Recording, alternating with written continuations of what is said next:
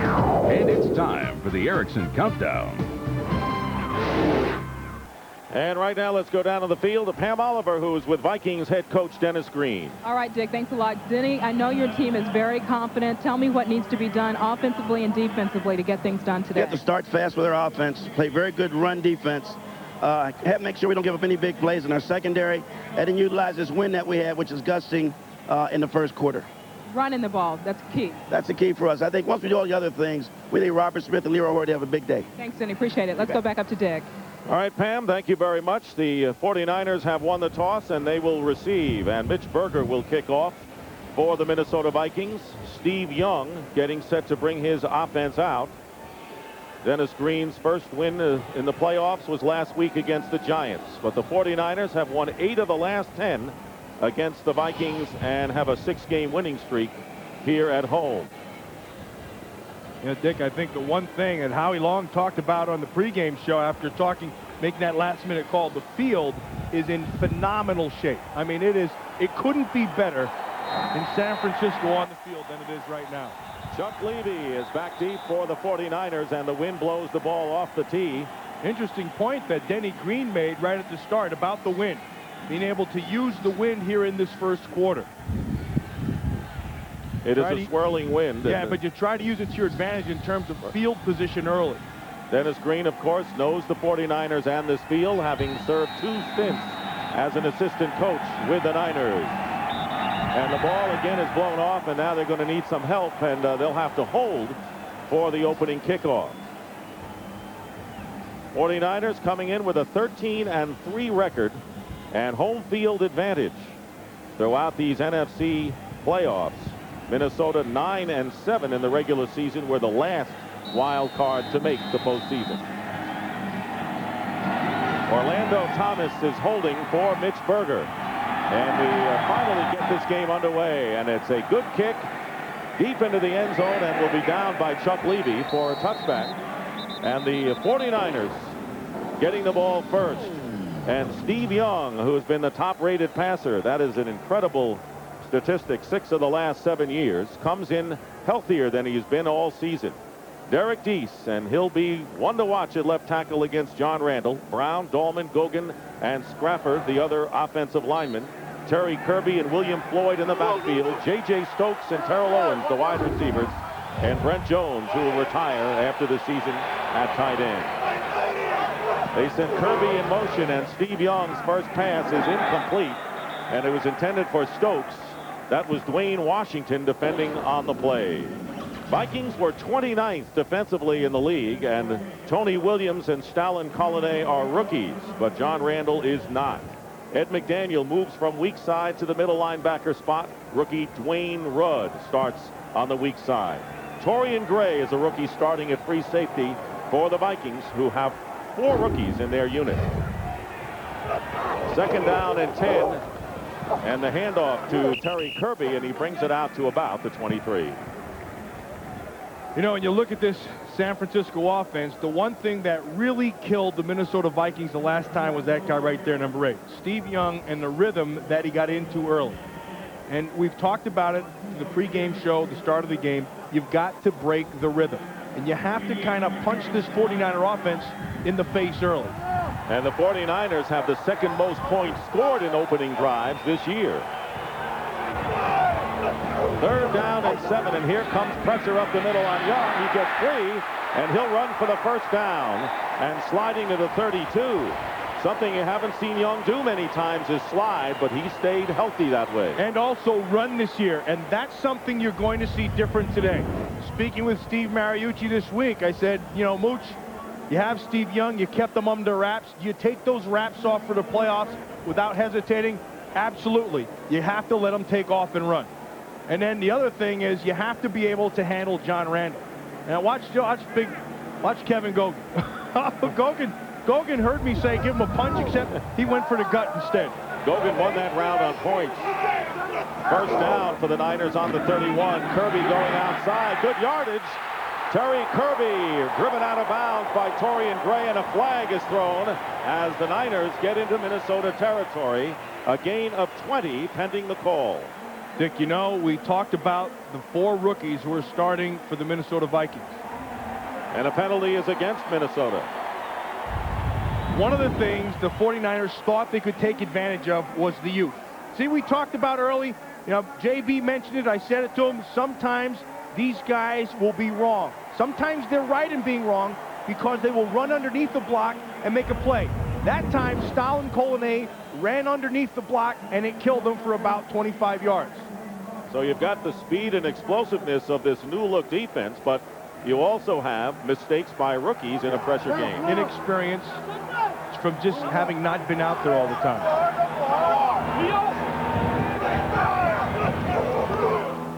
Steve Young's pass. Stokes down the sideline, and it went out of bounds at the 37-yard line. So they'll bring this back.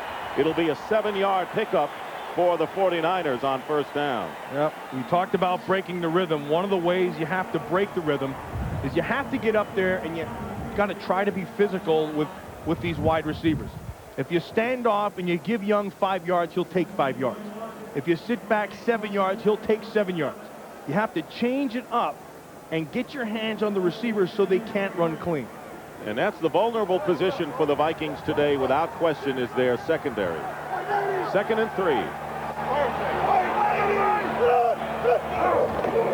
And Terry Kirby off the right side, and that has stopped Jerry Ball.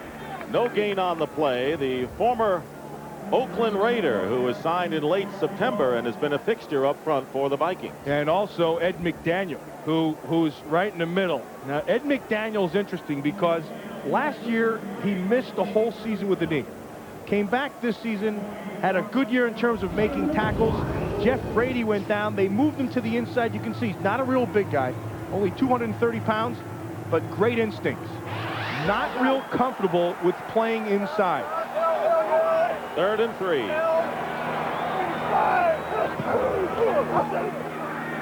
Young stepping up, and he's hit. Gets away from a defender. And Dwayne Rudd putting pressure on, and Young trying to get rid of it. And the Minnesota Vikings with big pressure. And it was eventually Dwayne Rudd, the rookie from Alabama, but he didn't start it. You know, that is a perfect example of what we talked about. Stalin Colonnade jumped inside, got the big run to the outside. That time, Dwayne Rudd, because of his great speed and his youthfulness, jumped inside, but because he could run, was able to force the play outside. So the Vikings stopped the Niners in their first foray. David Palmer, who led the NFC in punt returns. High snap to Tommy Thompson. And Thompson's kick will go into the end zone for a touchback. So the Vikings ultimately passed their first defensive test. Now they get the ball for the first time.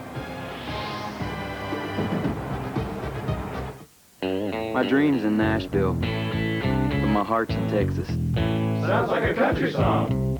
I was on musician's pay when I first got started. The Southwest got me to Nashville and back every month. Heck, they even inspired me to record my first hit. Window seat, 30,000 feet above the ground. It is a country song. You are now free to move about the country. It is 180 degrees from expected. It is a leather-trimmed interior. And now, it ties as J.D. Power and Associates' most appealing minivan. The new Chrysler Town & Country LXI. Built on the belief that great cars appeal to a more passionate side. And now, it's available with $1,000 cash back or a very special low lease rate. Chrysler, engineered to be great cars. I stand here carrying on a great tradition. I vend Coors Light, like my father, and his father before him. It's frost brewed and Rocky Mountain cold. Makes people feel refreshed. I think my forefathers would respect that. Not for them, I wouldn't be who I am today. Bob Smith, the fourth, beer man. This one's for you, Grandpa. I'm not your grandpa. Coors Light! This Fox NFC Divisional Playoff is brought to you by Southwest Airlines, proud sponsor of the NFL and official airline of the Super Bowl. By Plymouth, more fun, more car. That's Plymouth. by American Express. Wherever you are, whatever you're doing, American Express helps you do more. And by NASDAQ. NASDAQ, shaping the new world of investing. Minnesota Vikings with their first offensive series starting from their 20. 3 wide receivers. Matthew Hatchett, the 3rd wide receiver. And Randall Cunningham is sacked inside the 10-yard line by former Viking Roy Barker. Loss of 10 on the play. Here's the Minnesota offense that we'll see today. Randall Cunningham going in as a 2-4 career mark as quarterback. It's a good offensive line with Stussy, McDaniel, Everett Lindsey, who's been banged up, Dixon and Corey Stringer at right tackle. Robert Smith and Charles Evans in the backfield. Chris Carter and Jake Reed are the big weapons. And Andrew Glover, the tight end.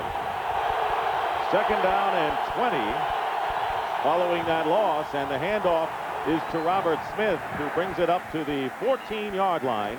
And that will set up 3rd and long. The 49er defense, which led the NFL, former Viking Chris Dolman, Dana Stubblefield, the Defensive Player of the Year in the league. Familiar names of Ken Norton Jr., Gary Plummer, and Lee Woodall, the linebackers. Marquez Pope, healthier than he was, with Merton Hanks, Tim McDonald, and the veteran Rod Woodson. 3rd and 16.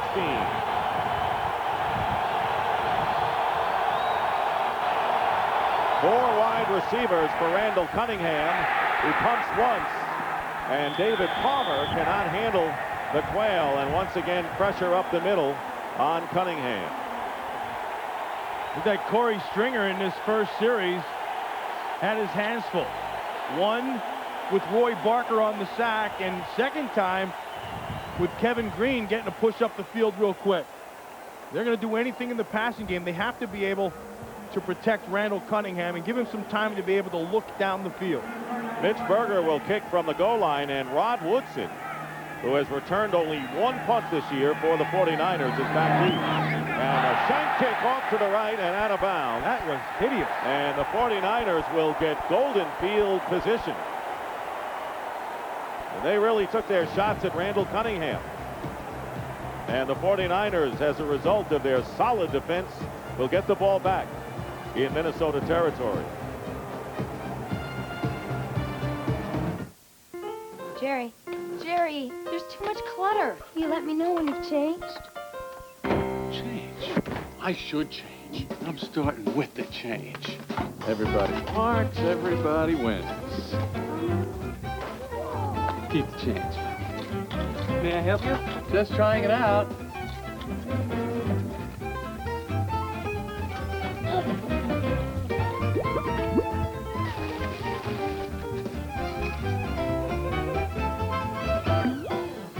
Perfect. Dear Christy, I've changed. 1 stamp, please. I know I got it. Oh.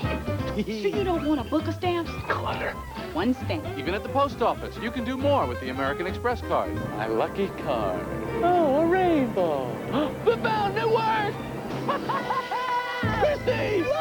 More change, Jerry? Yeah, pretty much. Some decisions are harder than others. The Chrysler Sebring LXI Coupe or the Sebring Limited Convertible. For the passionate side, fully independent suspension, speed-sensitive steering, multi-valve V6, and a luxurious leather-trimmed interior. The practical side, lease the convertible from just $299 a month. And on the coupe, get $1,000 cash back and luxurious leather at no charge.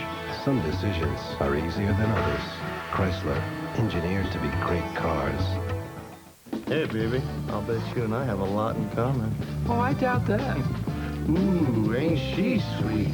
Ask Harriet tomorrow after The Simpsons. Watch Mitch Berger, the punter. Looks like this snap kind of threw him out of kilter, and it threw off his rhythm. In fact, he kicked that ball farther into the stands than he did up the field. And Berger's trying to tell him, no, it wasn't my fault. See what happened? The ball came over here. Gary Zahner said, I don't care where the ball snapped. Kick it up the field. It was only a 12-yard punt, and the 49ers have the ball on the Viking 26. A pump fake.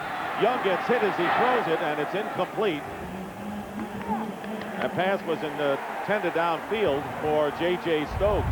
Flag's down there on the play. Yes, at the 6-yard line. I heard Howie Long and Ronnie Lott talking about John Randall and Derek Deese. Contact, number 20, defense. Dwayne Washington. Well, that time, John Randall won the battle, which is one for Howie. Then on the outside, Dwayne Washington, they called that on the defense when really that thing could have gone either way. You can't impede the progress of the receiver. You can't jump in, but you also have to be able to defend the receiver. They called that on the defense. And they will spot the ball at the 21-yard line. Bob McElwee, the referee in today's game, and that is a first down on the penalty against Dwayne Washington.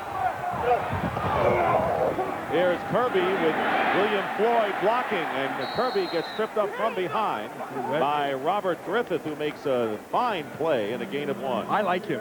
I like Robert Griffith. I like his game. I like his attitude. He shows up ready to play. He's a good preparer.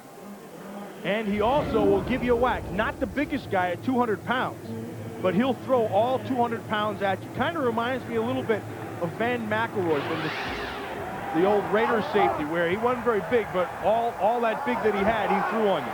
Leonard Wheeler has replaced Dwayne Washington at cornerback after that penalty. And here is a rollout on 2nd and 8, and the pass is caught by Brent Jones. And Brent Jones, the tight end, with a flag is down. Another penalty at a first down at the 5-yard line. This one's going to go against Minnesota, so they'll Number decline. 99 defense lined up in the neutral zone. And that is the rookie Stalin Colonnade.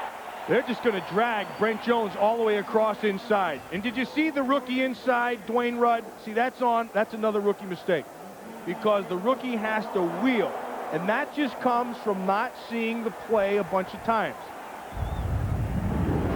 You're going to take advantage of the young mistakes. Dwayne Rudd bit inside, and then he has to wheel and look for the tight end on the cross. He didn't see it in time, and Brent Jones ate it up. First and goal for the 49ers on the 4.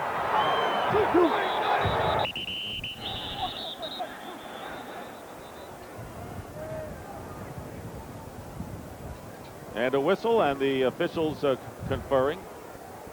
And the time on the main scoreboard is not accurate. They had 10 minutes and about 19 seconds on the main scoreboard when you're looking at the correct time, which shows 9:02 remaining in the first quarter. Now they've adjusted it. Well, Dennis Green rolling the dice, and the Vikings had lost 5 of their last 6. One of the stadium clocks was not running. 9:02 is correct. And Steve Young was the first man to see the disparity. Well, look, he turned around and pointed behind him, which proves the man has eyes in back of his head. Sure does. First and goal. And the handoff to the 1-yard line, Terry Kirby. That'll bring up 2nd and goal at about the 1-yard line. We mentioned the Vikings losing 5 of their last 6 games. Got into the playoffs by virtue of a win over the Indianapolis Colts in the final game of the regular season, and then the dramatic rally against the Giants last week. Well, and the one thing that they cannot do, they just cannot do, is they can't beat themselves. And you can't shank a punt for 12 yards. And you can't get a penalty on pass interference to set the San Francisco team up. You're going to have a tough enough time to beat them when you do everything right. 2nd and goal from the 1-yard line. And William Floyd fighting his way in for the touchdown. That was good grunt football right there. And they had their grunt backfield in. Edwards, number 44, the rookie out of Notre Dame, and then William Floyd. When you get those 2 grunts back there, you know they're just going to root hog it out. William Floyd, who scored a touchdown against the Vikings in their regular season matchup, gets one here. And one thing the Vikings wanted to avoid, falling behind against San Francisco, as they did 21-0 in their earlier meeting. Gary Anderson is aboard to try the extra point.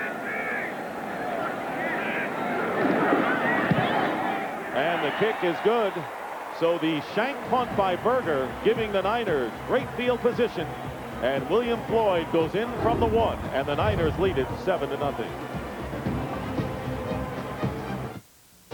A company most people never heard of, is changing the way we fight cancer and kidney failure. By inducing the body to produce blood cells, chemotherapy and anemia patients are gaining new strength. Helping to grow blood cells helped Amgen become the world's largest biotech company. Where do you learn about companies with such pioneering spirit? NASDAQ. Shaping the new world of investing.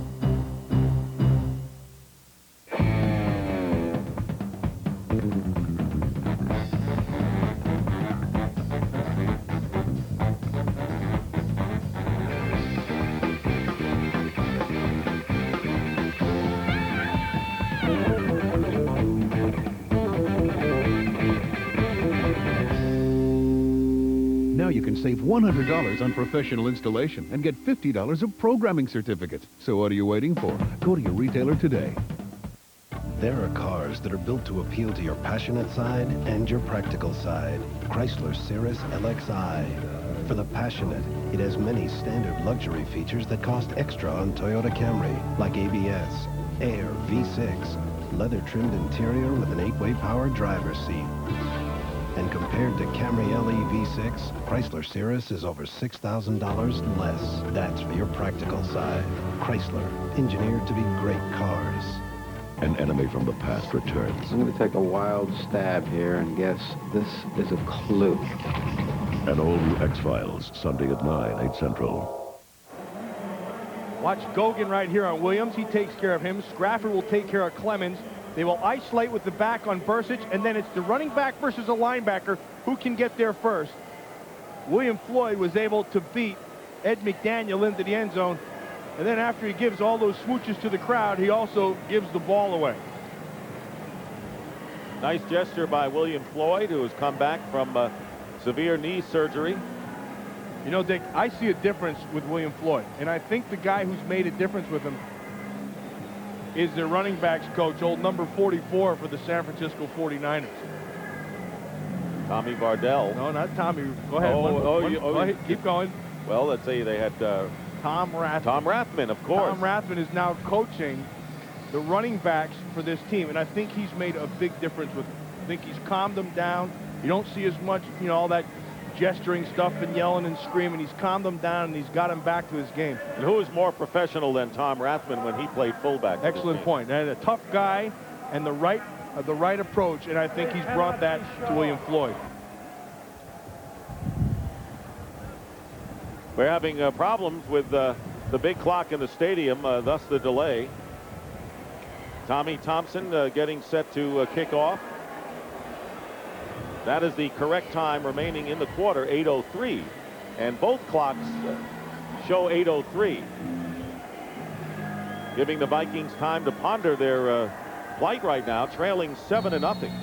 And Thompson getting set to kick off. David Palmer and Mo Williams are back deep for the Minnesota Vikings. It is a short end-over-end kick, and it's David Palmer returning from the 10-yard line. And Palmer breaks out of the pack. Palmer had a 51-yard kickoff return against the Giants last week, and this one returned 29. And now for a McDonald's game break in the first quarter of the AFC Divisional playoff game between the Steelers and Patriots.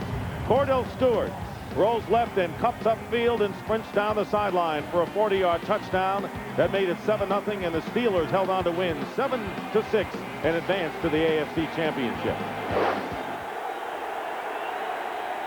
Vikings, with the fine return by Palmer, will start from their 39.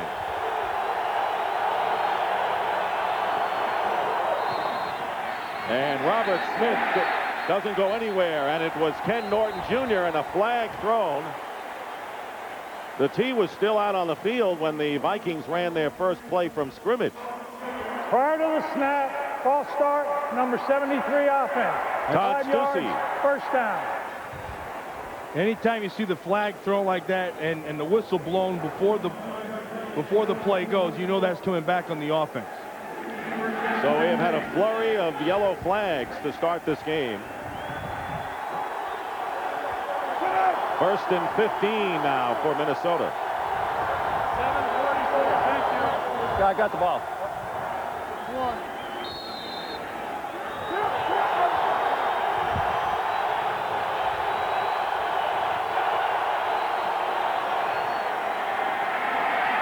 Randall Cunningham getting pressure. Oh, he's got it downfield. That's 6 points. Chris Carter wide open, and Carter will score for Minnesota. Marquez Pope bit, and he stopped. And once he stopped, this goes back to what Pam Oliver was talking about in our pregame show. Randall Cunningham and Chris Carter. Broken play was supposed to be a screen to the top side, but it got broken down, and Chris Carter said, forget it, I'll just keep on going. All else fails, throw it to me deep. They break the coverage. Cunningham is on the same page with Carter, and it's 6 points. 66-yard touchdown pass by the former teammates of the Philadelphia Eagles.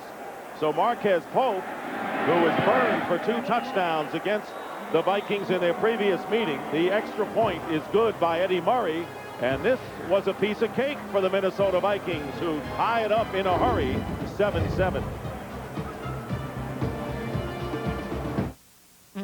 With Plymouth, this is what you pay for, and this is what you get.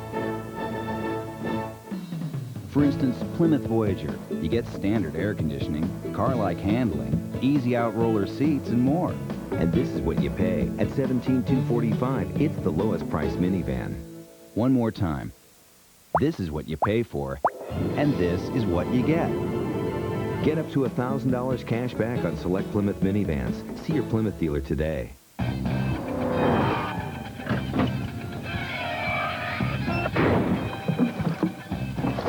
Let's go.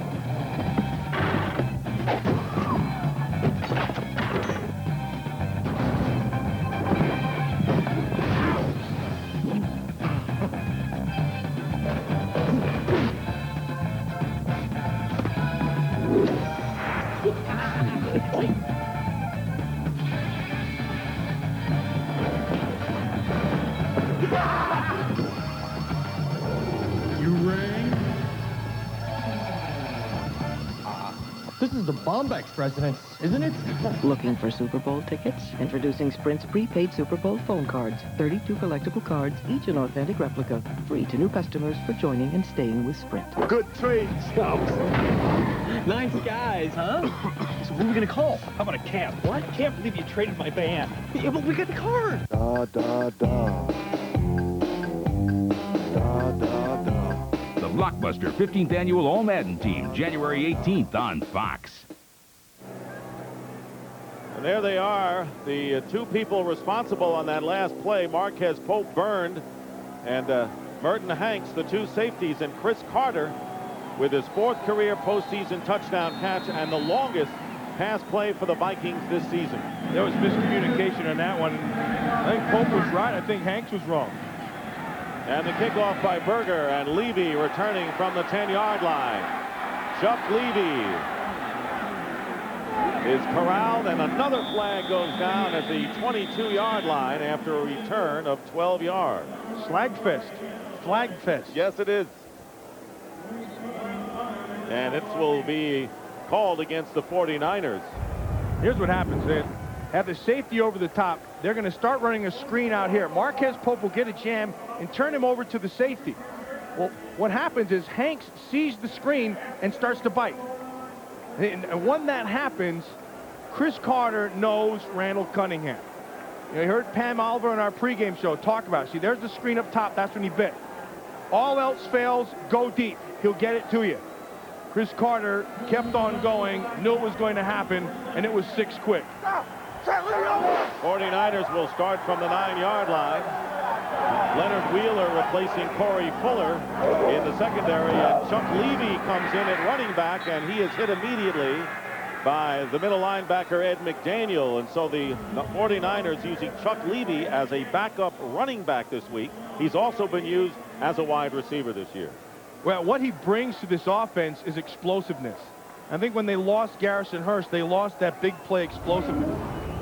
What Chuck Levy will give you is great speed, but he doesn't give you great blocking and pass protection, and that's what they're a little leery about. 2nd down and 11, a loss on the play. The slam to J.J. Stokes, and he's wrapped up by Leonard Wheeler, and that'll be short of the 1st down by about 3 yards. Now you move John Randall, one of those other changes, from the inside to the outside. He's going to be working on Derek Deese. And what they do there is they're just sliding to the outside. So you're going to take Deese and you move him out wide, and then you take Big Ray Brown to give you a big, powerful body on Randall. One of the big moves made was to move John Randall from under tackle to defensive end in the last month of the year. 3rd down and 3. Young with the short drop and the pass, and holding onto it for a 1st down is J.J. Stokes. Dwayne Washington in the game as a nickel back made the tackle, but a fine catch and a gain of 6. And I also think that J.J. Stokes this year really stepped up. Now, I don't think he is where he's going to be, but he's capable of making big plays, because I believe this year he learned how to use that big body. You saw it right there. They throw it up high. He'll go up and get it, and he shields the defender from the ball with that 6'5" frame. And he had to deliver with Jerry Rice unable to play virtually the entire season. 49ers with a 1st down on the 22-yard line. Here is Chuck Levy, and Levy picks up about 3 yards on the play.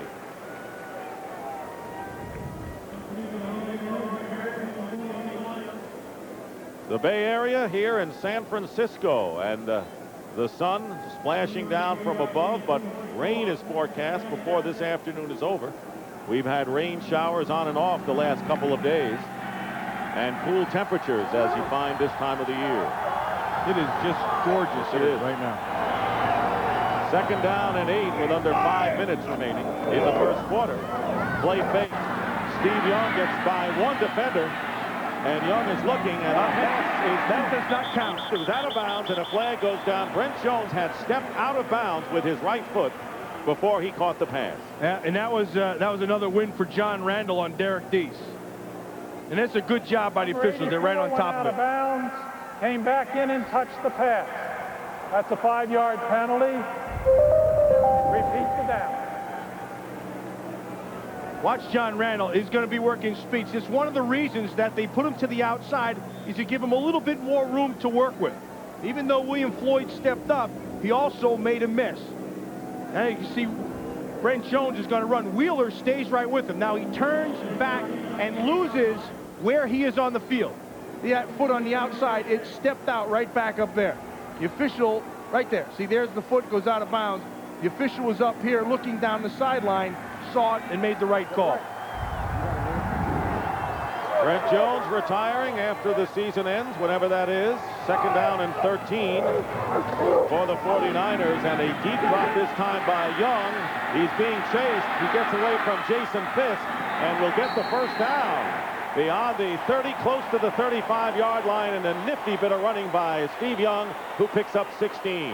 Well, where he wanted to go was to Terrell Owens, and they were going to cross him back inside, but they did a great job right there. It was Ed McDaniel, and they took that away, and then he had to come off that coverage and look to Stokes down the field, but Fuller's right on top of him. Now, once everything is cleared out of the way, Steve Young puts into play what he hasn't all season long, and that's those legs to make a big play.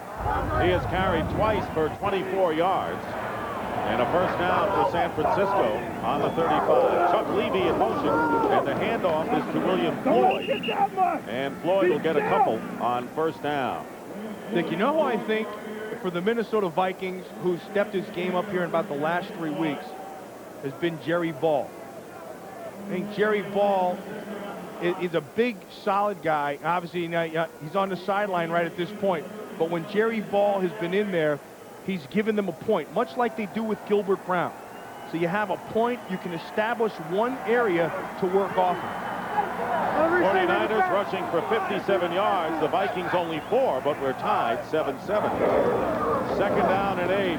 Rolling out is Steve Young, and his pass caught by J.J. Stokes. 1st down near midfield. So Stokes has made a couple of fine catches. This one good for 12. Remember earlier in the game when Steve Young took off and then Dwayne Rudd with that great speed went out, made the play? Now, this is when speed gets you into trouble and inexperience. Rudd right now is going to see Terrell Owens go out. They're playing their zones. He's got to be able to sit out there. You give this up. See, he jumps it. He jumps it and opens up the guy behind him. And that's just inexperience. Again, it's that just the not being able to play a lot and not seeing things. That is understandable, I would think, under the circumstances.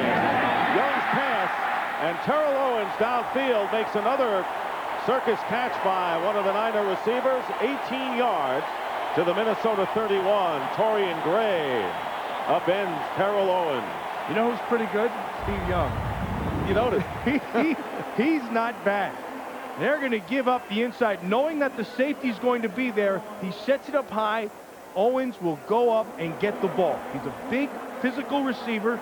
And again, I believe his best days are coming. Both Stokes and Terrell Owens, in the absence of Jerry Rice, delivered big time for the Niners this year. 1st and 10 at the 31. Young looking for a receiver and throws it away. Dick, I think, and here's a perfect example of where Jerry Balls picked this game up, because they were going to try to run a screen, and he felt, you're going to watch him right inside, number 96. He's a big old man, and he feels the guy's getting out of there quick. There's a reason why that happens. So he just turned, looked around, saw that William Floyd was out, and just jumped him. And because Jerry Ball recognized it through his experience, he's able to take that play away. 10th play of the drive coming up for the 49ers. 2nd down and 10. And they'll keep it on the ground, and Chuck Levy is hit by Ed McDaniel, and a loss on the play of 2 yards. The 49ers have been in Minnesota territory 3 times today and have managed to score 1 touchdown. Did you see the play that McDaniel made right there? That's what he'll give you. Very, very decisive. When he sees it, he goes and attacks it. Now, one of the problems is he's still not real comfortable with all the reads. Taking Jeff Brady's place, who went out injured reserve with a neck injury. 49ers with a amazing ball control and lead. When they face a 3rd down and 12. Young going up the middle, and it's tipped and nearly caught. Ed McDaniel got his hands on the ball, and it was nearly caught by Mark Harris, who's the 3rd wide receiver for the Niners today. And now it's 4th down and a decision for San Francisco. Hey, one of the things that Ed McDaniel does also, watch the eyes. Watch the eyes. What he's looking at, Steve Young. He knows he has the short underneath, but he's also watching Young into that zone to see where he's going with the ball. And because he's able to read Steve Young and that drop, he gets right back up there and knocks the ball out. Now, I probably would have made that catch, but I got to talk to him about that. No question. You have that athletic ability to do that. And maybe not. Tommy Thompson will kick and try to keep it in the field of play, but it bounces at the goal line and is down inside the 5-yard line, and it is a touchback. They rule it a touchback, and the ball will come out to the 20. Well, Sunday, laugh in the new year with the world's funniest, and then hit the stage with a brand new Simpsons and catch the season's most surprising new comedy, Ask Harriet, plus a brand new X-Files. It all begins Sunday at 7, 6 Central on Fox. Dick Stockton along with Matt Millen. Cam Oliver is here as well at San Francisco. We're tied 7-7 with under a minute to go in the 1st quarter. Vikings with 1 big strike to Chris Carter, 66 yards for the score, but the Niners have controlled the ball otherwise. Minnesota 1st down on the 20. Robert Smith trying to cut inside, and he gets maybe a yard.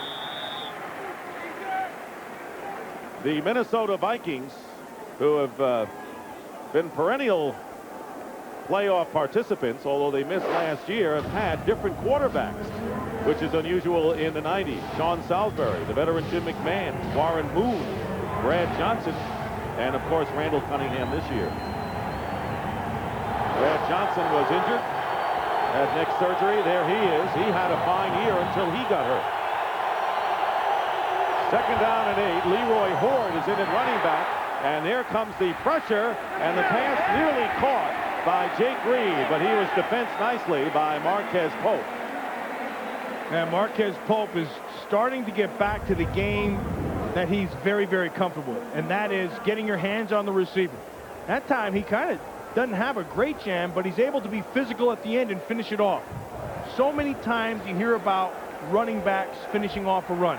That's an example of a defender finishing off a play. 8 seconds remain in the first quarter. 3rd down and 8 for Minnesota.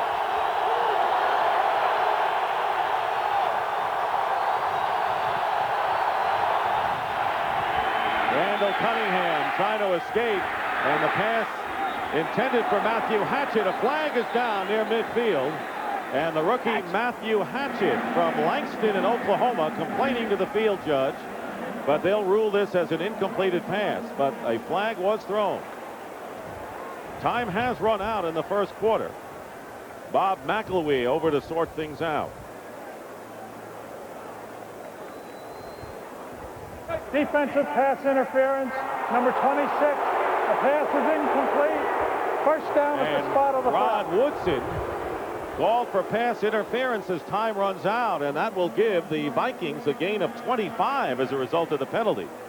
And that is the end of the first quarter here in San Francisco with a score. The Vikings 7, the 49ers 7.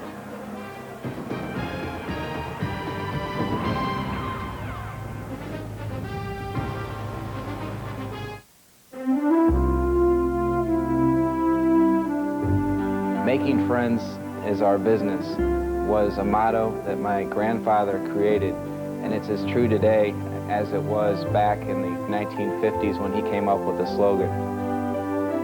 And beer is about friendship, it's about relationships, it's about making friends, going out, meeting new people. There's not a better beverage to do it with than a Budweiser. I think beer is really a part of a good life, part of a life with friends, part of sporting events, part of enjoyment and relaxing.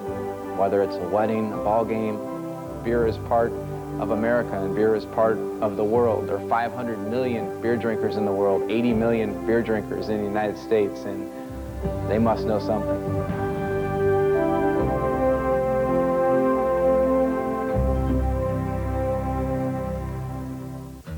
We're doing a little painting, helping out here. Got about 4 miles of fence to paint today. If you asked any of us here at Saturn why we'd spend a day painting our fence, you'd get a pretty simple answer. It needed it. If it's making cars, it's making cars. If it's keeping things clean, it's keeping things clean. This is all about teamwork. It's one person counting on the next person. Just like building a car, all together. If we put this much energy into a fence, imagine the energy we put into the cars behind it. Hey, buddy, you missed a spot. Yeah, I think this is a bad call on Rod Woodson. I don't think there's any interference. However, this was a catch. Watch Matt Hatchett come back to the ball, gets his fingers underneath, has control, rolls over, and still stays with it. So they throw the flag. They call it an incompletion. They're wrong on both calls, but they're right with where the ball should be. Absolutely. Hatchett, who caught 3 passes in the regular season, with a fine catch here, and Leroy Horde trying to bounce off the middle is knocked back by a horde of red jerseys led by Lee Woodall. No gain. The forward progress still at the 47-yard line of Minnesota. Start of the second quarter. Tied 7-7, and one of the world's most enduring symbols. 1988 marks the 73rd consecutive year that a Goodyear blimp has appeared at a major sporting event. That's the granddaddy of them all, the old Goodyear Blimpski. Think they refer to it as a Blimpski? I wonder. They do now. Second down and 10. Cunningham on a good play fake goes underneath, and the pass caught by Robert Smith. And Smith, short of the first down by 2 yards, is tackled at the San Francisco 45 by Gary Plummer. That was a gain of 8. But a pretty good job inside of blocking Stubblefield and Young. I think Dana Stubblefield, Defensive Player of the Year. And then Bryant Young, who personally I believe Bryant Young's a better player. I think Bryant Young is better. Up this year. And he's had bad ankles. But he feels he's more healthy now than he's been all year. But right now, the inside 3 of Minnesota is handling those 2 guys. 3rd and 2. Cunningham lofts it out to Charles Evans, the fullback. He's turned around, and it is incomplete, and that'll bring up 4th down. Marquez Pope was covering on the play. Early here in the second quarter, the Vikings on one big pass play from Cunningham to Chris Carter got their 7, but the 49ers have had a major edge in ball control. And I noticed with Randall Cunningham in there, these receivers, I don't believe they've adjusted to him, because I see a lot of dropped balls. Mitch Berger, who shanked his first punt of 12 yards. That was not pretty. This one is a good one. High kick. And it bounces at the 13 and is down by Greg DeLong. A 29-yard kick, but they got the job done. Here was Evans, and he couldn't hold on. We'll be right back. Nike Play Corps presents. It was late in the game, and Sam was like, I can't go anymore. I can't do this. You know, I'm tired. You know, I'm tired of getting hit. And I really didn't know what to say. So I said, just stand there this last time, finish this game for me. I didn't have anything profound to say. No big speech. All I'd like to say was, do this for me, please. He was like, all right, I'm going to go out there and do it for you, coach.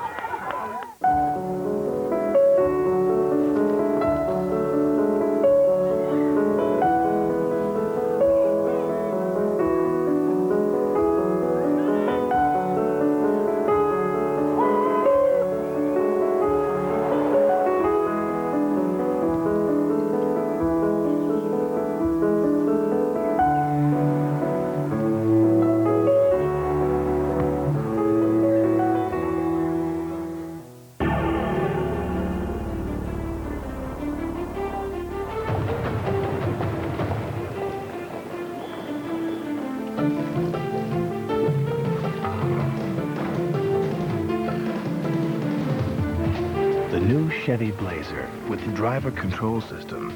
A little security in an insecure world.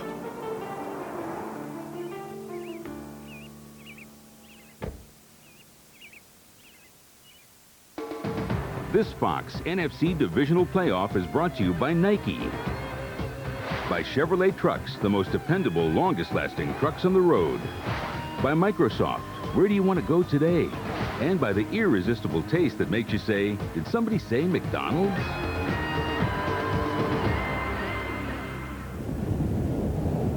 And welcome back to San Francisco, the Golden Gate Bridge, one of the great landmarks. Tied 7-7 early here in the second quarter. The 49ers have run on first down 7 times, passed twice, as they begin from their 16-yard line.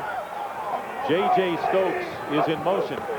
This time Steve Young will throw. The quick pass is caught by Terrell Owens, and Owens will get the first down barely beyond the 26-yard line. One of the things the 49ers like to do is like to attack the inside of the defense in the middle of that field.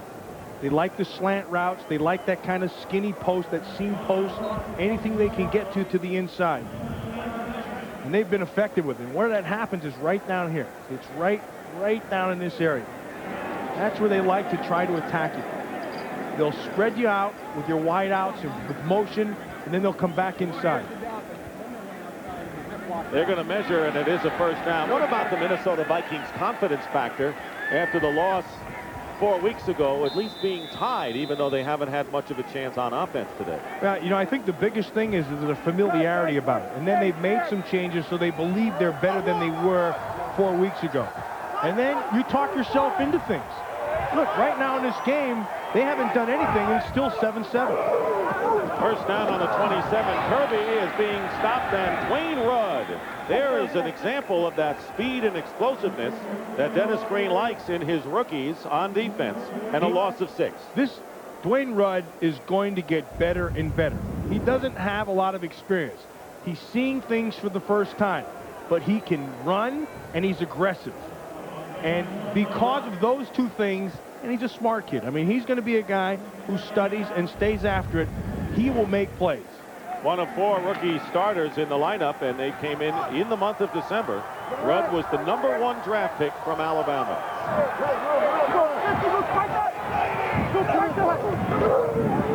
Second down, and the pass underneath to Kirby.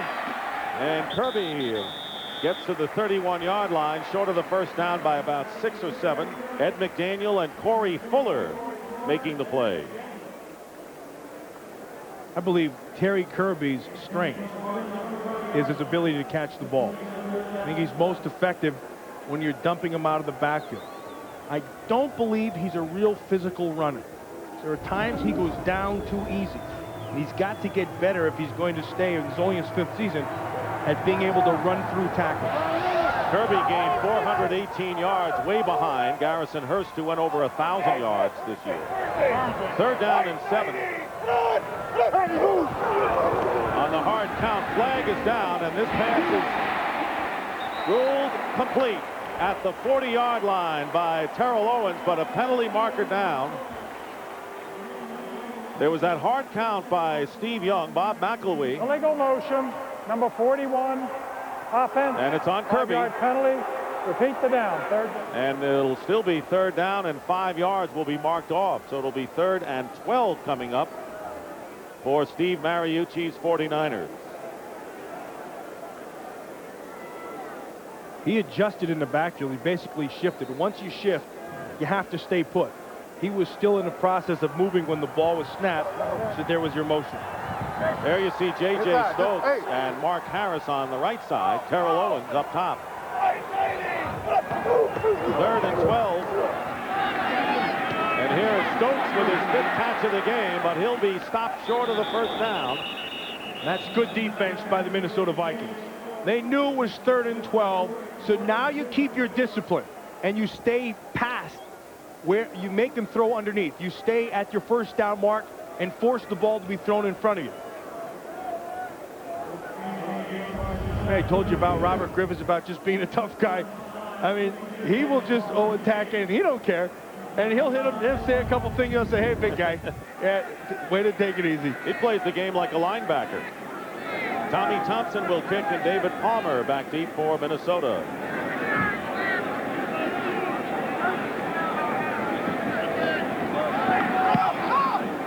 And a line drive, good kick by Thompson, and Palmer back to the 20.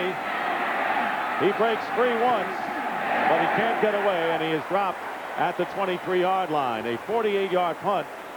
But so far, the Minnesota Viking defense, as a flag comes down, is held, especially on 3rd down situations today. They have more than held their own, and now some shoving going on at the place in which Palmer was tackled. Yeah, I think it's 29. I got it. Been a busy day for Bob McElwee and his crew. 5-yard face mask foul against the kicking team, number 28, enforced from the end of the play. 1st down, timeout. Curtis Buckley with the face mask. You'll see it here. 5 yards marked off. And we'll return with just under 10 minutes remaining in the 2nd quarter with the game all even.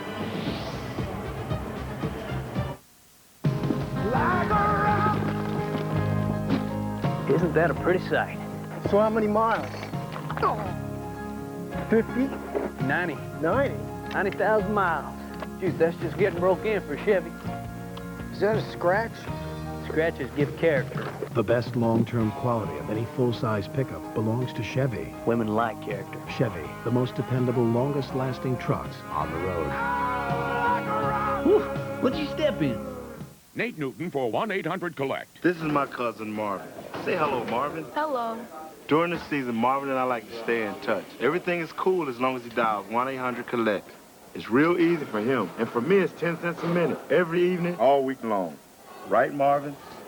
But sometimes Marvin forgets to dial 1-800-COLLECT, and that's when he needs a little reminder. 1-800-COLLECT, 10 cents a minute, every evening, all week long. Out of the blue, Upjohn invites me to help him test the new Rogaine. Okay. I hated this spot. I said yes. This new Rogaine Extra Strength for Men is more concentrated. It gets more to the root to grow more hair. 2 months in, it's working. My wife's saying something's happening. But maybe I'm just lucky. What about the other guys? Listen to this. 45% more hair than with original Rogaine. 45% more hair with the new Rogaine. It's the, ultimate spot remover. New team. You want me to bug the CIA? New rules. How far are we willing to go? Whatever it takes. New York Undercover returns Thursday at 9, 8 Central. Bit of a surprise thus far with the Vikings and 49ers tied 7-7. Here in the 2nd quarter, Minnesota with a 1st down on their 28-yard line. out of the I formation. And the up man is Charles Evans. And no gain on the play. And now for a McDonald's game break with the Steelers leading 7-6 late in the fourth quarter in the AFC playoff. They gamble on 4th and goal at the 1. Cordell Stewart gets stuffed. A big defensive play.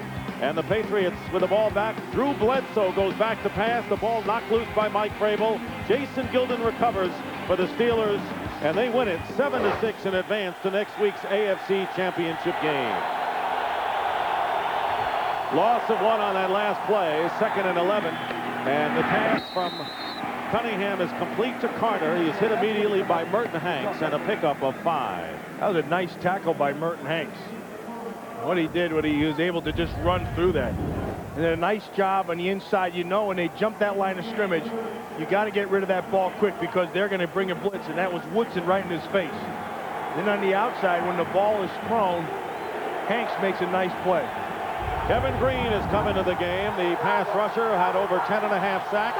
And David Palmer, number 22, as a wide receiver in the slot on 3rd and 6.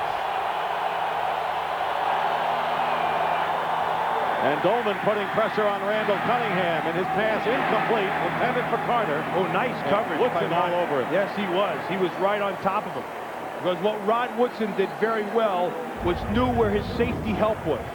If you're going to be a good defensive player, you have to always know where your help lies. See how he tried to take something away? And then to the other side is Jake Reed. Again, Marquez Pope holding the inside, knowing that he has help to the outside. Drakeford missed his jam, and David Palmer was open to the middle of the field.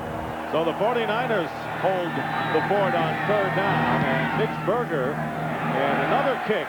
Not a good one. The wind may have affected that, however. And it is going to be down at the 39-yard line. A 30-yard kick this time by Berger. We'll be right back. Computers, they're like a tutor. They help you learn. Guess what I want to look up today? Spiders. Do you like spiders? Spiders have 8 legs and 8 eyes. Aaron, would you like to go up and read the next one? Right now we have the internet up, and you're on a web page that is about the colonies. I like using the internet if I need help with my homework. I'm not the computer genius, but there's help buttons. What I thought we'd do today is go into Encarta. We looked in ancient Egypt at their cities, and we got to go in them and look around. I like building the animals. When you scroll down right here, you can get some really cool sites. Cool, I found a shark. That's gotta hurt. I play chess. I always wanted to be in politics. A teacher. It's cool to be smart.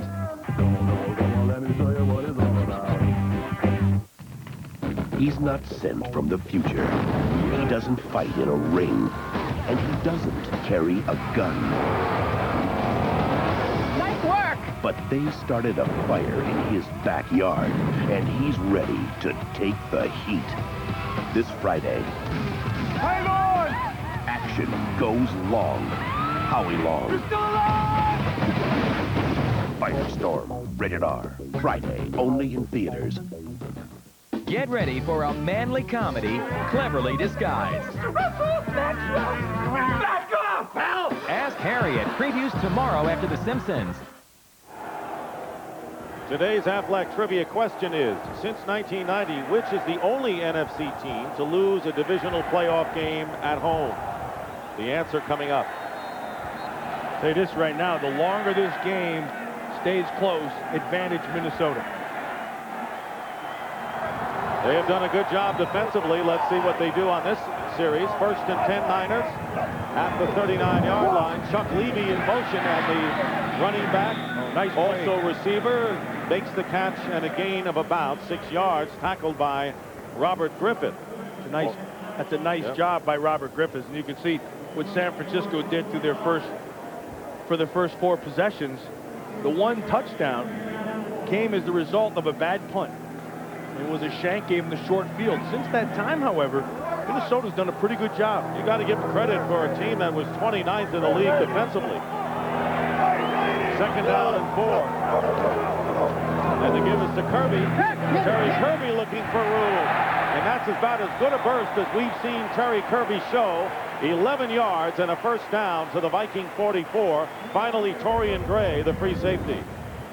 One of the things that the 49ers like to do is get this ball to the outside. He just bounces it.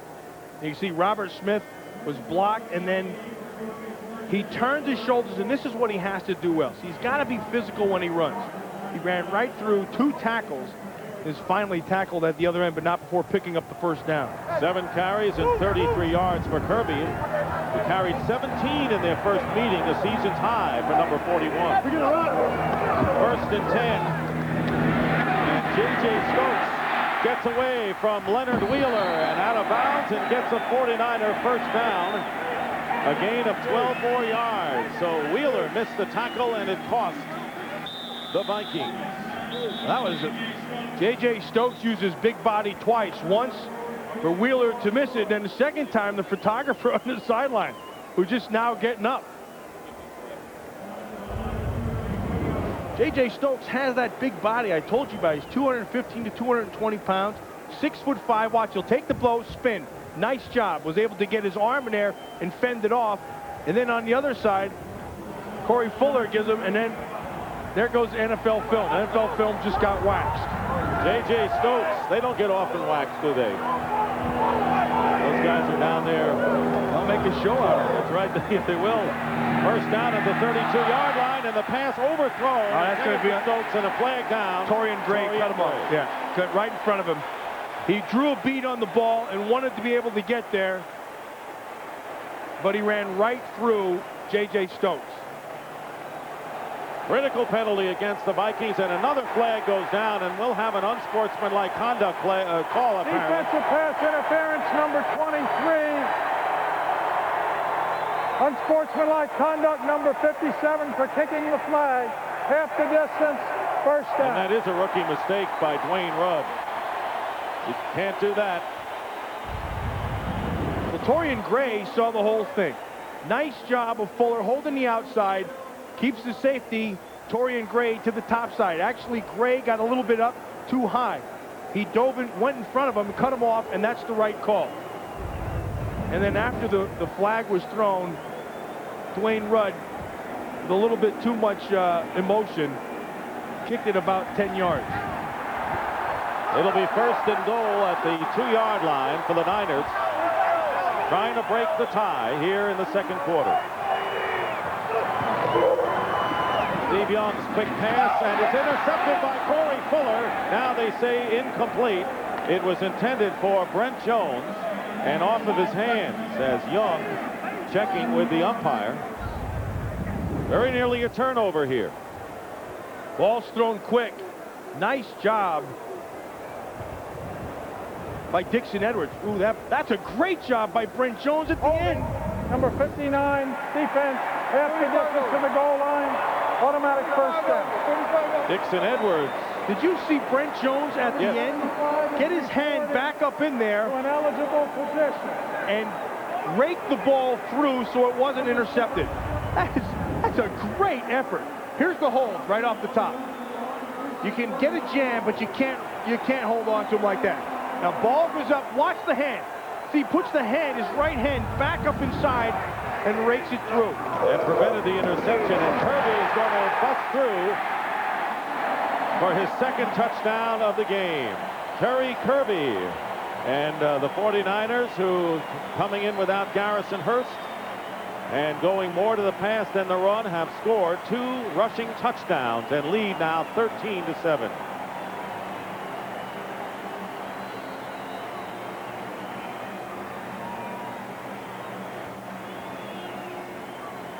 And it was all set up by the pass interference penalty that put the ball in at first and goal for the 49ers.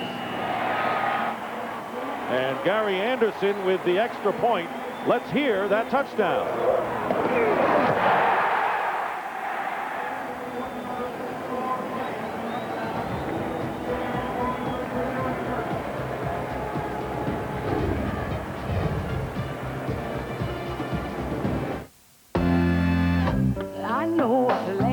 It's a great tradition the family reunion.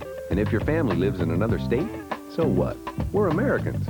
We pioneered. We frontiered. So go see your kin. Bring them a ham. And do it in a car so carefully crafted it's moved for life. Goes up to 100,000 miles before its first scheduled tune-up. And the only complaint you'll have is that it didn't come out sooner. The car you knew America could build. The Chevy Malibu. I'll take you there.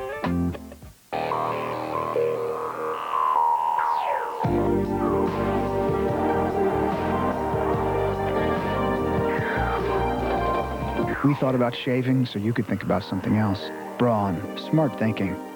There's the snap. Williams, wide open. Oh, he blew it. Here come the team doctors. Are you hurt? Yeah, I'm hurt. When people boo, it hurts my feelings. Gonna be a while? Grab a Snickers. Post-incompletion stress disorder.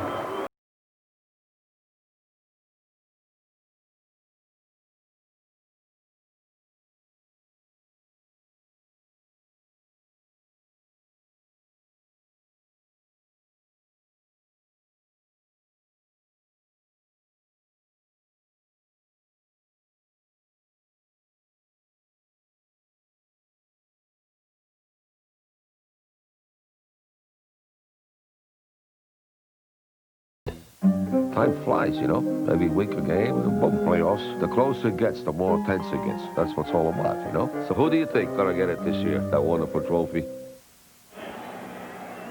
The 49ers taking a 14-7 lead with 6:28 remaining in the second quarter. And Thompson kicking off for the 49ers. And this kick will sail out of the end zone for a touchback. So Terry Kirby with the touchdown rushing. William Floyd scored the first one for the Niners. And tomorrow it's the second of the NFC Divisional Playoff games on Fox as NFC Central foes collide with the Buccaneers clash with the Green Bay Packers. It starts with a special one-hour pregame show live from Green Bay, followed by all the action. Coverage begins tomorrow at a special time, 11:30 Eastern, 8:30 Pacific. Watch Curtis Buckley and Chris Walsh talk about getting physical when you have to. Buckley just lowered the boom with a nice headbutt. He was happy about it.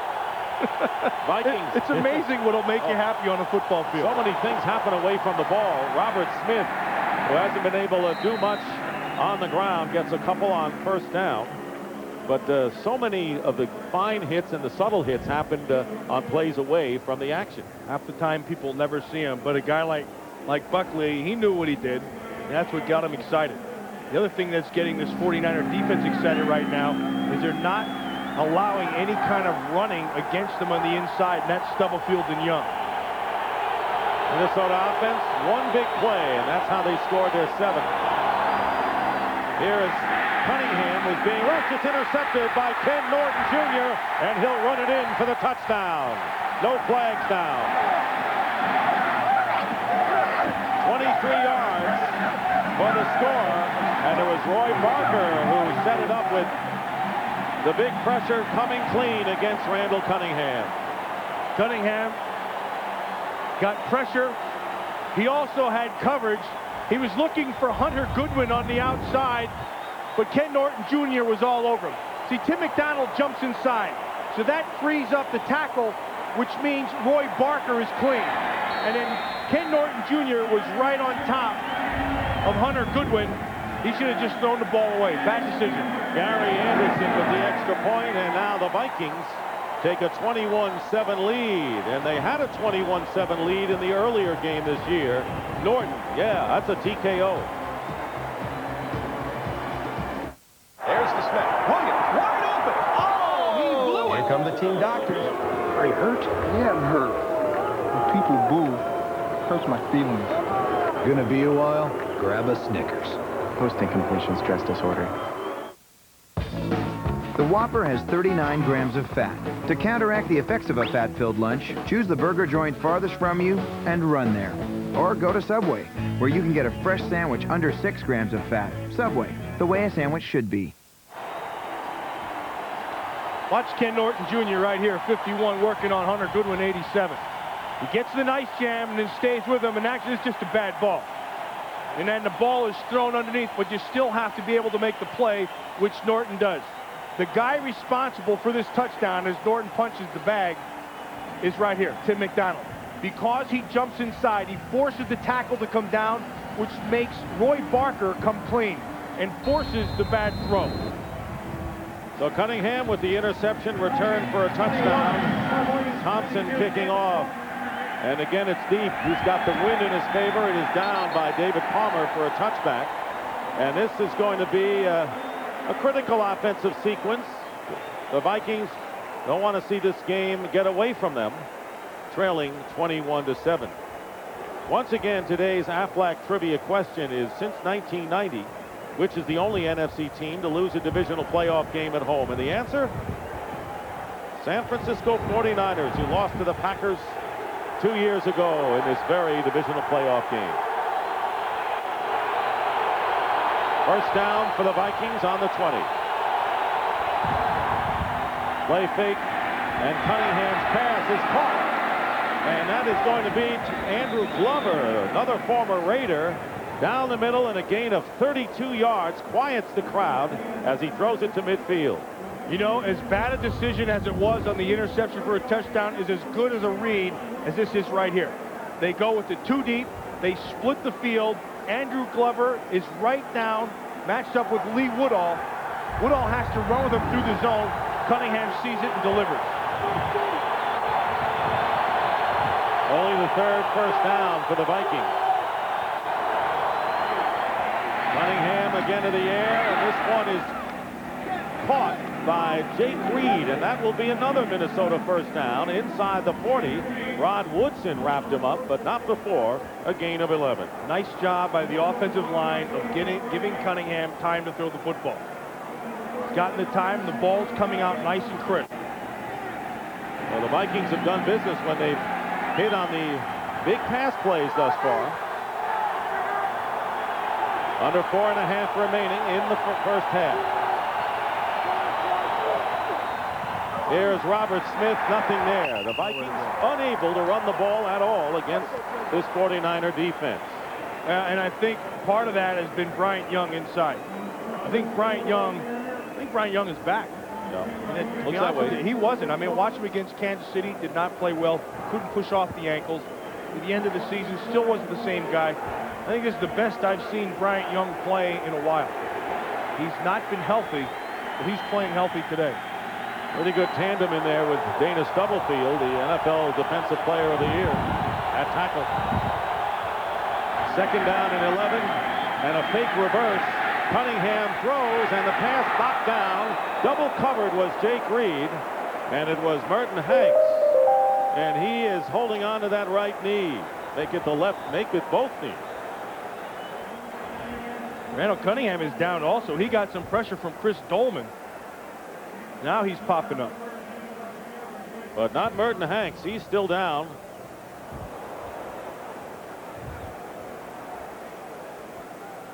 Looks like he's holding, just kind of get the oil can out on that right knee. Just like the tip. All right.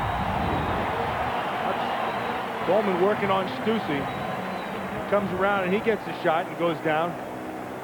And then on the other side, Chris Carter working on Marquez Pope. He's getting bounced around like a pinball inside. Ball was thrown over the top. And Merton Hanks' ball was just thrown up. Actually, that's a nice job of Jake Reed of going up to knock that ball away. Good job of transition by Jake Reed. Oh, I see what happened. Tim McDonald fell into that right knee. It looked like it kind of got jammed back. Meanwhile, Randall Cunningham is on the turf, and he's stretching out something. The backup quarterback is Jay Walker for the Minnesota Vikings. And there is Walker starting to loosen up. Randall Cunningham was the backup to Brad Johnson this year, and Vikings are the only team playing the backup quarterback into the playoffs. Watch Dolman beating Stussy to the top side. Cunningham just threw that one up. Jay Walker is going to come in. See Stussy at the end. I mean, yeah, it must be a bad feeling for an offensive lineman. You just gave up the sack. You see your quarterback get hit in the face, and you stand there, watch it, and all you can do is go over and walk to him and say, "Can I help you up?" And there's nothing that guy can do either, Brad Johnson. So Jay Walker, in his third year from Howard University, played in his first NFL game against the Cardinals on December the 1st in the fourth quarter. He faces a third down and 11. And a flag is down. 2 of them, in fact. And we'll have a false start against Minnesota. Snap, number 77, offense. 5 yards, third down. Corey Stringer, the right tackle, had moved. So that's not good news for Dennis Green, but Randall Cunningham is all right and back in the huddle. But it'll be third down and 16 now for the Vikings. And the report on Randall Cunningham, he simply had the wind knocked out of him.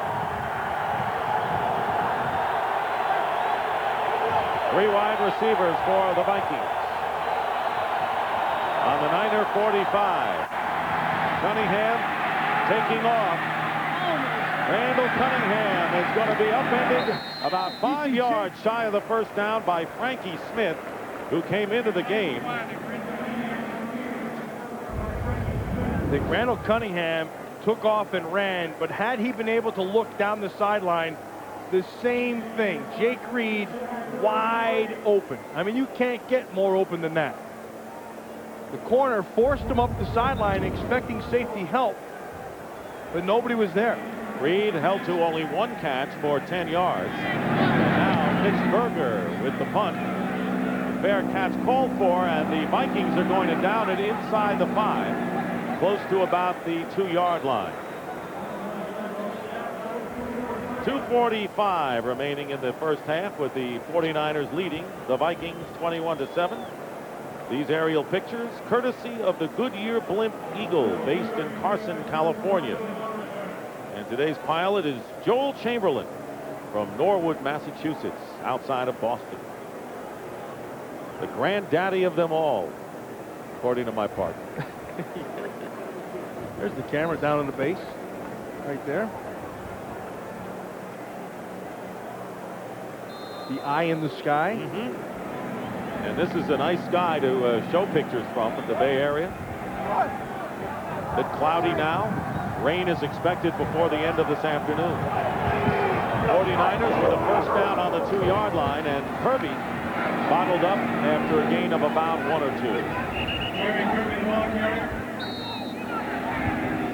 Terry Kirby and William Floyd, the 2 starting running backs, each scoring touchdowns today for the 49ers. And Ken Norton Jr. returning an interception for a touchdown. There's Steve Young calming down the troops in there. Remember in the first game, Steve Young was 20 for 25. He's 11 out of 15 right now, which makes him 31 out of 40 for the... But that percentage is pretty impressive. Not bad. Not bad. Second down and 9.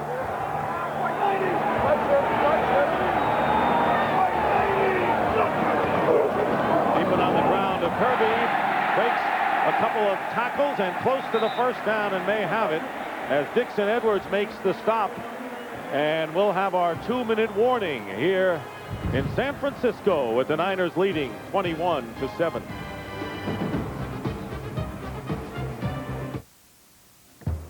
Every player has a weakness. Tonight, Mr. Grant Hill's weakness takes center court.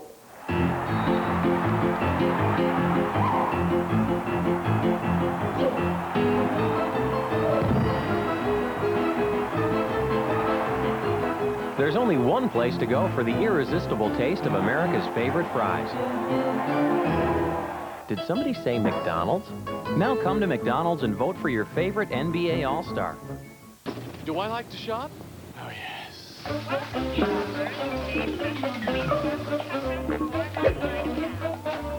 you doing?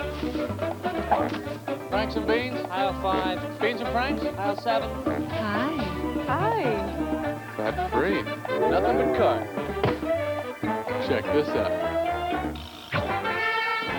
You are 1 millionth shopper! Even at the supermarket, you can do more with the American Express card. I love this card.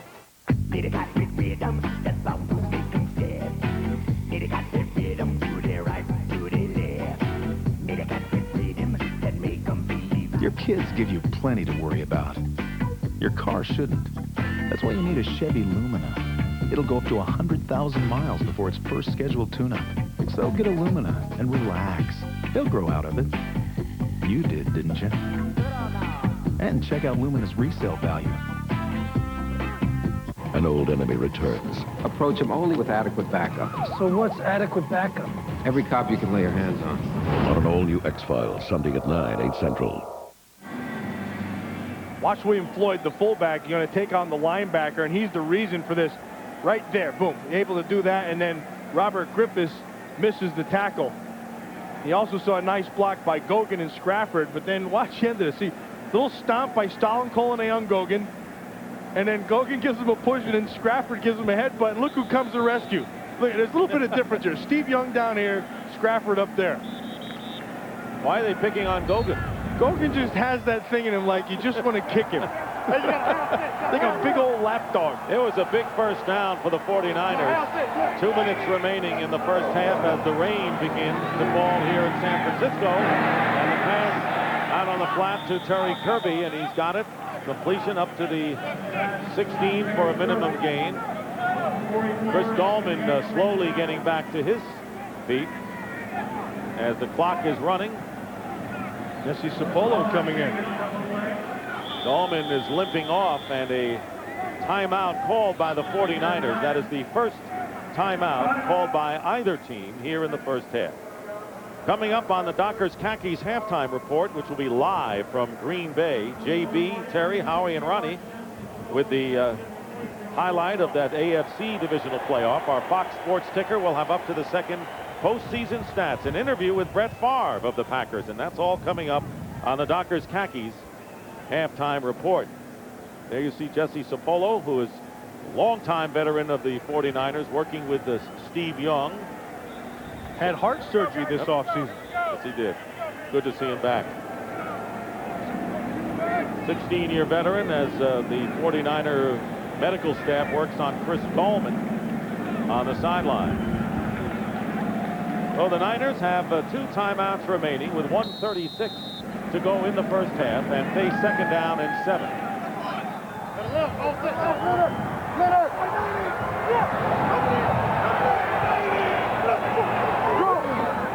And a handoff to Kirby.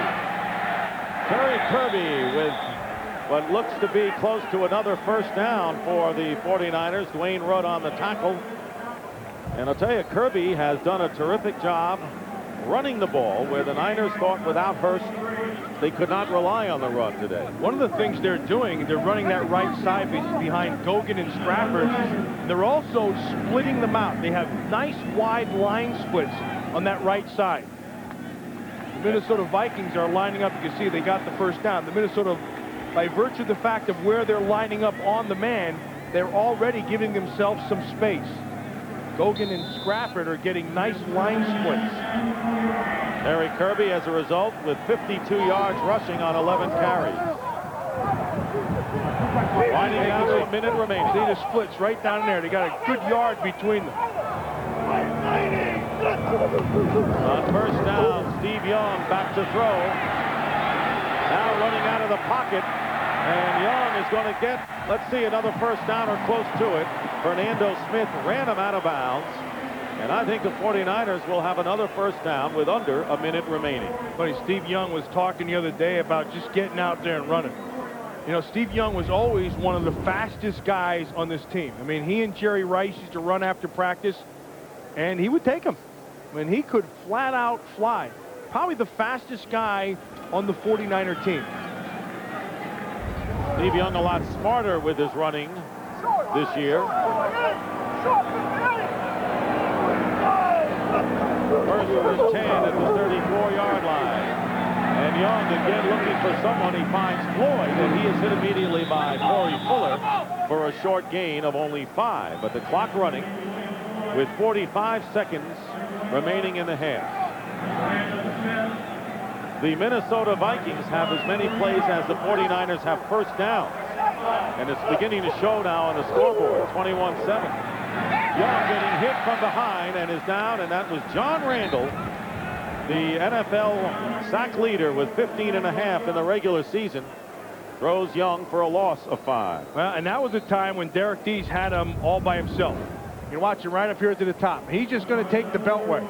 He's going to go wide to the top side, just runs right by him. Again, that's one of the reasons that you put Randall at end, because you can let him use more space. When you're inside, even if you beat a guy, there's always a lot of guys bouncing around, and you have no room. That's going to do it for the first half.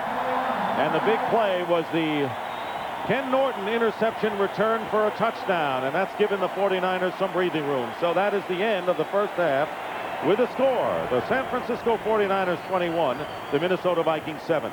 And our Fox NFL special will continue with the Dockers Khakis halftime report live from Green Bay after these messages and a word from your local Fox station. This just in. Football legend William Refrigerator Perry is returning to the NFL. They're working out the contract details at this very moment. Okay, Fridge. Here's our demands. 3 submarine sandwiches for every sack. 3 submarine sandwiches for every sack. And 2 deep dish pizzas for every tackle. Fridge, you want to be legit. You got to get the double cheese and the ancho. Man, those guys are good. Turn to Fox Sports News at 10 on Fox Sports Net, your channel for home teams with Fox attitude, 24 hours a day. The GMC Sierra is more than a strong, powerful, good-looking truck. With ample seating for 5, the convenience of an available third door, and the power of an available award-winning Vortec V8. Sierra is actually one of the most versatile family vehicles on the road. And right now, you can get low 1.9% APR GMAC financing on every new GMC Sierra regular cab for a limited time. Plus, make no payments for 90 days. See your Northern California GMC dealer today. Didn't this training start at 6? Yeah, where is he? This is ridiculous. I'm not going to sit here and take this. Feeling a little frustrated? I know. Tired of waiting? You don't understand what's going on? That's how it feels to fly sometimes. Make it your responsibility to make sure no one feels that way on United. Compared to the rest of the industry, United is heading in a different direction.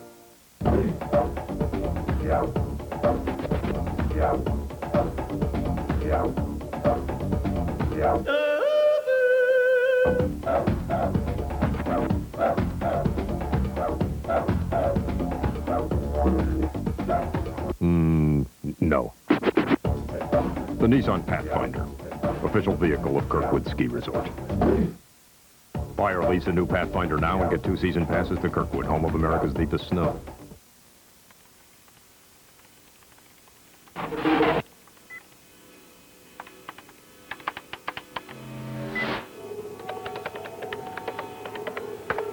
Why would someone spend their own time to hack into your company's computer system and post tons of your confidential stuff on the internet?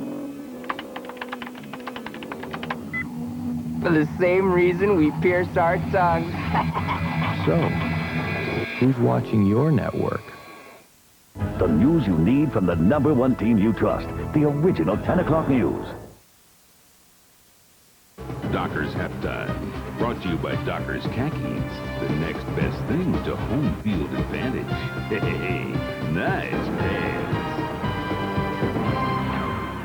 At the half in San Francisco, 49ers 1/2 away from hosting the NFC Championship Game 14 on top of Randall and the Vikes. Cunningham getting things going with an exciting play. This is a screen pass read by the 49ers, and Marquez Pope, right corner, turns Carter loose, thinking he has help from Merton Hanks. Merton Hanks playing out of position at free safety, gets caught up. Carter with a touchdown. It's 7-all. That was a 66-yarder. Now, back comes Roy Barker, former Viking. He gets right in Cunningham's face. He throws the interception. That time to Ken Norton Jr., 23-yard return, and it's 21-7 at the half. 49ers over the Vikings. Vikings with only 18 rushing yards in the first half. Steelers advance to the AFC Championship game. Baseball-like score over the Patriots, 7-6. As we come back field side here at Green Bay, let's turn to Ronnie Lott. Randall Cunningham made a big mistake. 49ers made him pay. That's right. They made him pay. The defense is playing strong. But in the second half, you got to stay back secondary. You got to make sure that you keep the guys in front. If you're able to do that, you should win this game. Randall Cunningham needs to, when he has the time, see the second, see the third receiver. Berger, the punter, is killing them. Scrafford and Gogan, they are tough, and they are imposing their will on the Vikings front. Whenever the 49ers have scored a defensive touchdown, they've won 18 straight. And I owe you a bean, man. I know you owe you a bean. I wasn't All right. saying anything, Earlier today, we had a obviously. conversation with Brett Favre. We'll show you that as the Dockers halftime continues.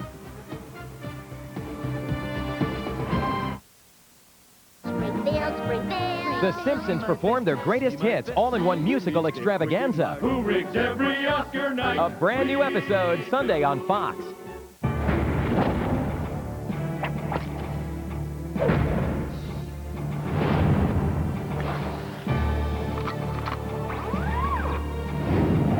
In the Battle of the Sexes, there is a new warrior. Ask Harriet, series preview tomorrow after The Simpsons. I'll be stacked. The metal is funny, you know. It has its own personality. It's like a jigsaw puzzle, right? You had to study it and fit it and figure it out, you know. What's bigger than Super Bowl, tell me? Millions and millions of people watch it, right? That's the biggest thing of my life. After it's polished up, the trophy, right? We didn't even breathe on it. That's got to be perfect. I tell you, you know what I'm always afraid of when they all hold it and everything. I said, gee, don't drop it, please. Look at me. See? Get goosebumps. What a feeling, I tell you. I'm Gary Plummer of the San Francisco 49ers. It was teamwork that earned me this Super Bowl ring. And teamwork wins in the community, too. And that's what the 49ers are doing here. We're part of the NFL United Way team, making available the opportunity for those students who are at risk to receive an education. This is just one way in which the United Way is getting the job done by building better communities. The NFL, the United Way, and you, the power of teamwork. Playoff action continues tomorrow as the defending Super Bowl champion Packers host the Tampa Bay Buccaneers right here at Lambeau Field. Pre-game show special time of 11:30 a.m. Eastern right here on Fox. As we welcome you back to the Dockers halftime, we are joined now by the three-time NFL MVP, a NFL league record indeed, Brett Favre. And aside from the fact that you don't have a coat, does that say anything? Well, if I didn't have the coat on, I know what y'all would say. Man, you're not like rap very good. I know what y'all would say. But we can't say that. Great minds think alike. That's right. Speaking of great minds, you've had some great games against the Tampa Bay Buccaneers. You're facing them for the third time. Any concern about that at all, facing them a third time? I don't believe. I think what we have to do is go out and play our style of football and not turn the ball over. And if we can execute the way that we're coached to do, we should be fine. The two games I know you lost, the Colts game and the Lions game, you did turn the ball over. You personally turned the ball over. Now, Brett, can you be patient as a quarterback, 10, 12, 15 play drives? If Tampa Bay is able to control the clock, how patient can you be? Well, we'll find out. I like to go out and strike early, but that doesn't happen against Tony's style of defense. So I do have to be patient, and I hope that we can run the ball early, and then all of a sudden you can force them to come up and play an 8-man front and maybe get a big one. But I tell you, in the past 2 years, I've been a little more patient than I used to be, because when we started playing Dallas first couple of years, we had to go 17 plays to score. So you learn quickly, but that's the way we have to play this defense. Hey, Brett, your kissing cousin over there, I know you guys are like that with the minds, but you don't have that. You don't have that MVP Super Bowl trophy. Well, that's about the only thing that I don't have. That I don't have $15 million either. I'll give you a trophy. You give me some money. I don't know about that. I don't need it that bad. He doesn't bring that up much, does he? Only every time he calls. Yeah, I know. Earlier in the year, obviously you're where you want to be right now, and the team peaked, I would say, in the Dallas game up here. But earlier in the year, it looked like you were running for your life at times, and I think Verba at left tackle has kind of solidified things. Talk a little bit about what his addition to the offensive line has meant to you as the quarterback, the target. Well, Ross said, I'd like to say. Yeah, I know. You've got me once or twice before, too. With those cleats you had, baseball cleats you wore, right here. Yeah, well. Finally, they caught you at half. Yeah, that's another story. Did, yeah. Well, Ross has done a great job for us. I tell you, I always call him a true freshman. He's a rookie. And what he has done for us has been remarkable, because, as you know, the left tackle blocking for a right-handed quarterback is one of the most difficult positions on the field. He goes against the best players. He's done a great job. He brings a little spunk to the offense. He's in the huddle. We got Frank, who's like in his 12th year. He's like, just shut up, Ross, will you? We don't want to hear that stuff. Ross said, let's kill him. Let's do all this stuff. Frank's like, hey, just block, will you? He's from Iowa. He's from Iowa. He's used to shucking corn out there. Does your mama know you? she let you do that, man? Well, she's so far away she can't say anything. You got a gift here for Well, you know what? I got you guys something since you're always up here, and Terry, you're always calling me. I figured. And you don't give me return my advice. calls, by the way. You always give me advice, so I might as well give you something so you can say that it's legitimate now. You own part of the team. You can tell me what to do. Seriously, all stock. right. Got a little stock for you guys. Here you go, Howie. Thank you. Ronnie. Wow, look at Here you this. go. Wow, So you guys are part owners of the team, so now when you say something, you know, and when we have to listen. And when I call you, you call me back because I am an owner. I will echo what Howie and Ronnie have indicated. It is a little scary thought that you two do have minds and think just alike. We won't touch that one. Folks, keep in mind, Brett Favre will be on display tomorrow as the Green Bay Packers play host to the Tampa Bay Buccaneers. Pre-game show, again, special time, 11:30 a.m. Be sure to be tuned in right here in Fox, 11:30 a.m. Eastern Time. At the half, Minnesota Vikings trailing the San Francisco 49ers 21-7. On the other side of this commercial break, we'll rejoin Dick Stockton and Matt Miller.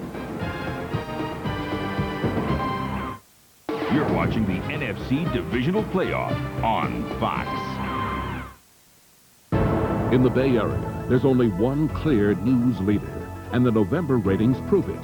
The original 10 o'clock news, once again, #1. Elaine Corral, Dennis Richmond, and the KTVU News team, dedicated to in-depth coverage. Thanks for making us the most watched newscast in the Bay Area. So what's next? More of the news you need from the team you trust. The original 10 o'clock news. The Bay Area is watching. These are some of our newest showrooms. Places where people can check out our latest cars and trucks, find what they're looking for, and then have it ready and waiting at a nearby dealer. Now, while lots of companies talk about making it easy to buy a car, we think our new website really brings the concept home. GM Buy Power. Things just got easier. The horses really don't like me. They think, oh, well, there's that darn truck. It's time to go to the barn. I don't want to be ridden today. That's not my fault. I don't ride them. I just take them where they need to go. They blame me. Can you believe? But luckily, my owner, he takes care of me. He knows my engine's made for a high-octane gas like Chevron Supreme with Techron. And that Techron, it helps keep my emissions low. No premium outperforms Chevron Supreme with Techron. Chevron, simply smarter. My emissions are fine. The horse's emissions, they're questionable. Teamwork. Commitment. The desire to be the best. That's what the 3 million men, women, and antenna balls of Jack in the Box are all about. It's what drives us to make our classic Jumbo Jack. We still think it's the best darn burger 99 cents plus tax can buy. Come in for a Jumbo Jack and taste the teamwork. The Bells of Campanile, Our Town, Sunday at 6:30 on Fox 2. As we get ready for the start of the third quarter here in San Francisco, the 49ers leading the Vikings 21-7. And this first half highlight is brought to you by 1-800-COLLECT. It was a defensive touchdown, an interception by Ken Norton Jr., run in 23 yards for a score. That's just a combination of a couple things, but the biggest one is just that Ken Norton being in the right place and maintaining his coverage. Then the other thing is, you know, he goes over and he starts whacking that bag with a couple of his dad's uppercuts. And this is what happens. See, there's the camera on the goalpost. When he starts pounding the bag, you get a 7.2 on the Richter scale. Shaking the foundations here at San Francisco. Well, at the top of the game, Matt, you said that one of the things the Vikings had to do was upset the rhythm of Steve Young if they were to have a chance, and they did not do that in the first half. No, they haven't been able to get that done at all. 13 out of 17 in the first half. He's been able to throw. And then the biggest thing I also think is they're not tackling well. They've had a couple of key missed tackles in the first half. They've got to change that thing around. Looking at the halftime statistics, and you know, with the Vikings scoring on that one big 66-yard touchdown strike from Cunningham to Carter, a big edge for the 49ers all the way around. And I think just the way that the 49ers have been able to maintain the rhythm. You know, you can take all these numbers, time of possession, third down conversion, all that stuff. But just two things. They haven't been able to break the rhythm of the 49ers, and they haven't been able to get in any rhythm offensively. And now getting ready for the second half kickoff. The Vikings will get the ball, and Steve Young, as Matt mentioned, 13 of 17 for 121 yards, and Tommy Thompson kicking off deep. And David Palmer returning this from a yard in the end zone. David Palmer brings it out, and he is tackled at the 26-yard line. And right now, let's check in with Pam Oliver. All right, Dick, talked to Dennis Green at the half. He says for the second half, the Vikings have got to do a better job of running the ball. He said we also just need offense, period. Defensively, he's not that dissatisfied with the way the guys are playing. He said there are too many penalties for his team, and he wants to see that improved. Also, for Chris Doman, the 49ers, he has a strained knee, and he is questionable. Let's go back to you. All right, Pam, thank you very much. And, of course, that tackling issue that Matt mentioned. But the Vikings go to work from the 27. And the give is to Robert Smith.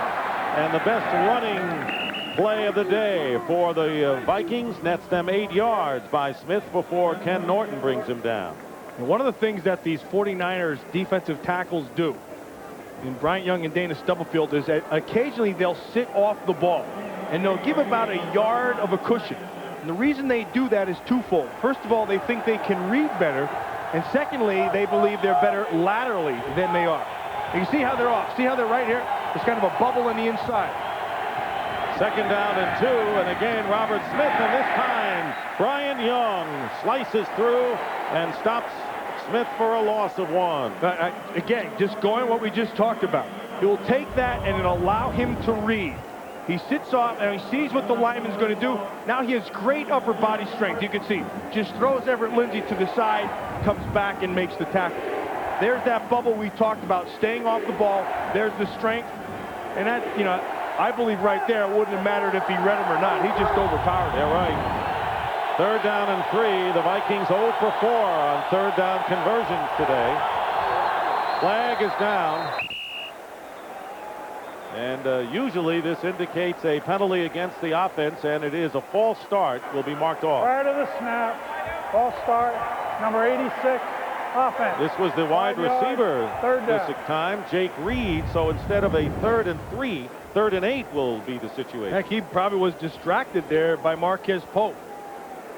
Marquez Pope went out there and gave him a little bit of a old Ali shuffle. But you know, Matt, Dennis Green told Pam about the penalties, and that was a bad one because that presents 3rd and long versus 3rd and short. And he did it again. Hey, and Marquez Pope did it again. Matt Hatchett on the outside. Yeah. And then Stussy followed suit. Offense. You're right. 5 yards, third down. Marquez Pope is jumping up in his face and then just giving him a little bit of a wiggle.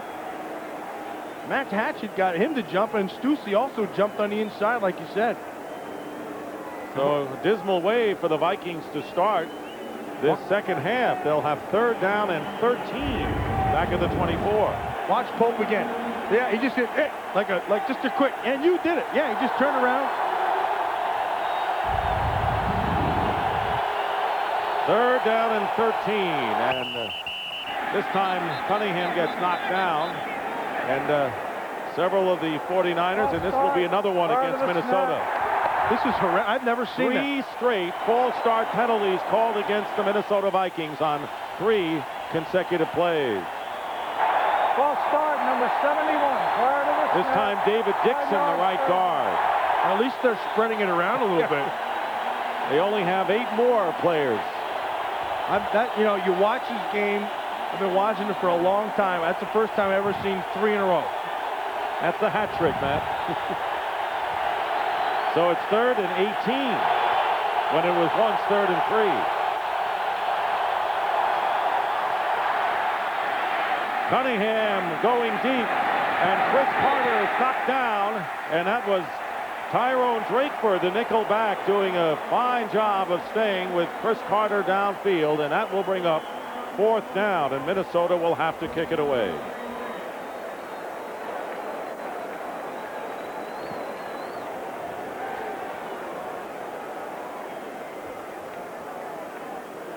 Minnesota Vikings offense in one play today, the 66-yard pass on the mix-up defensively by the Niners from Cunningham to Chris Carter. And now Mitch Berger punting. Rod Woodson with the fair catch at the 37-yard line. That was Drakeford doing the job against Chris Carter. And we'll be right back. Oh, if only I could swim. I would swim over there. And I would go up and I would say, hello, I'm Louie.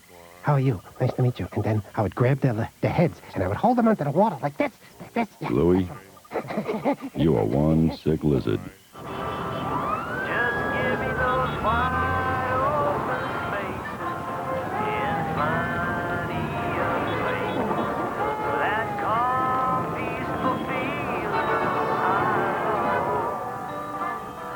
We all need our space. The new, larger, more luxurious V6 Accord from Honda. Mothers, they love to hear from their children. And suddenly they're getting their wish. In fact, they're getting more calls every Sunday than they do on Mother's Day itself. Why is that? MCI 5-cent Sundays. 5 cents a minute, every Sunday. Along with low rates all week long. Call 1-800-SUNDAYS to become an MCI customer. Your mom will like that. Budweiser. You stink. Get off the stage. Your mother's an iguana. Hey, my mother's half iguana. I'm sorry. I meant no disrespect.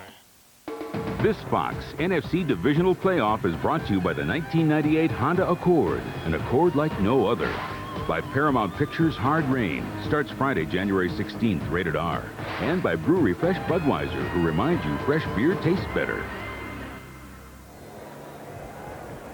And welcome back to San Francisco, where the 49ers go on offense for the first time in this third quarter from their 38-yard line, leading 21-7. Steve Young fires out to the sideline. J.J. Stokes has it. Close to the first down, maybe shy by a yard. Now, I'll tell you the one thing the 49ers aren't doing is you're not pushing the ball down the field. You can see right here with Steve Young, past 15, just one for one there. And then 12 out of 16. There's 3 for 4, 75% under 15 yards. The defense is sitting off. He's just taking what they're going to give him.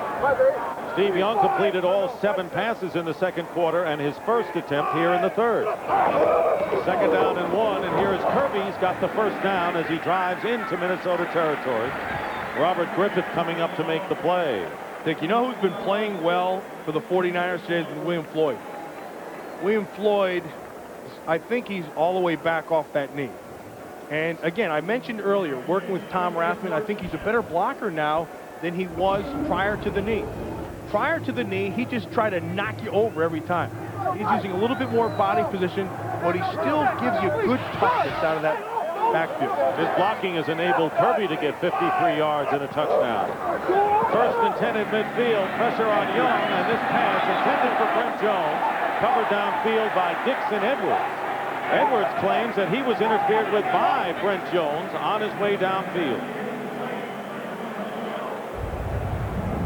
Dixon Edwards is just working with him, gets his hands on him, gets the jam. Now watch, yeah, it could have gone either way. Hey, I'm all in favor of that. Just let them play. Let them play. I think that's a good non-call. Brent Jones coming out of the game and replaced by Greg Clark, rookie tight end. Second down, 10. Here is Terry Kirby going up the middle, and Jerry Ball grabbed him from behind, but a good gain of 7 yards, and that will bring up third down and short for the 49ers, who are in Minnesota territory. And Chris Dahlman, the center, back in the lineup for the 49ers. He was shaken up. You got the report from Pam Oliver before the kickoff. Here's Jason Fisk and Dwayne Clemens coming in defensively, and confusion on the part of the Vikings defense here. Third down and 4. Young will run for it and slide. He's going to be short. He is short, you're right. That is a departure. There's a perfect example. He didn't do that always. No, Steve Young in prior years would have gone head first, and he would not have slid. Watch, he sees it right away. He sees the coverage. He sees they're going to jump it, and he also knows that there's nobody there, so he takes off and runs. Now, the other thing about Steve Young, you were always guaranteed with Steve Young to get some great facial expressions when he takes off, and he always does. Get those good faces going when he's running. And I was amazed that Steve Young, when he was at Brigham Young, almost played safety, that he never almost had a chance to play quarterback. Did play safety. Told us the other day he was the 8th string quarterback, and he was the fastest guy. And then his offensive coordinator, Doug Scoville, just basically said, look, we don't like lefties, so you're good enough to play in the secondary. But he wouldn't give up on it. I think there's a lesson to be learned there. They wanted to play him at safety, but he wanted to keep on being a quarterback, so he made sure he threw every single day. He hung in there. Ted Tallner became the offensive coordinator, and Tallner said, you can play quarterback. The 49ers want to see how much they are short. It's less than a yard. It'll be 4th and less than 1. Decision for Steve Mariucci, and he's going to go for it. But he's got his grunt backfield in there again. Remember, he's got William Floyd and Mark Edwards. Mark Edwards, 44. Edwards, a rookie from Notre Dame, so here come the 49ers, 4th and less than 1.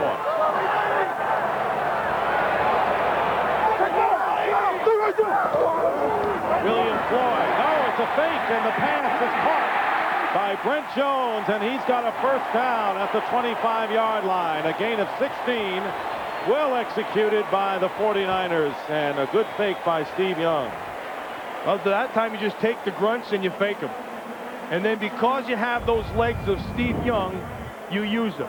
You fake one way, you get your whole defense flowing, and a nice fake and carrying out by William Floyd, and then you bring Young back the other way.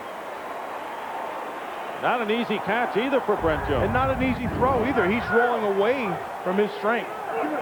First down for the 49ers on the 25 of the Vikings. And Terry Kirby lost his footing momentarily and gains 1 yard. Well, Steve Young, who has been the stabilizing force, here's what Steve Mariucci said about his veteran quarterback. You know, he would like to throw for 35 or 40 touchdowns, and I would like to do that too. But it just wasn't the time and place. You know, we needed to hand the ball off. And, you know what's good? He's playing every game. And he's here for the playoffs, feeling good and healthy. That's all you can ask for Steve Young at this stage.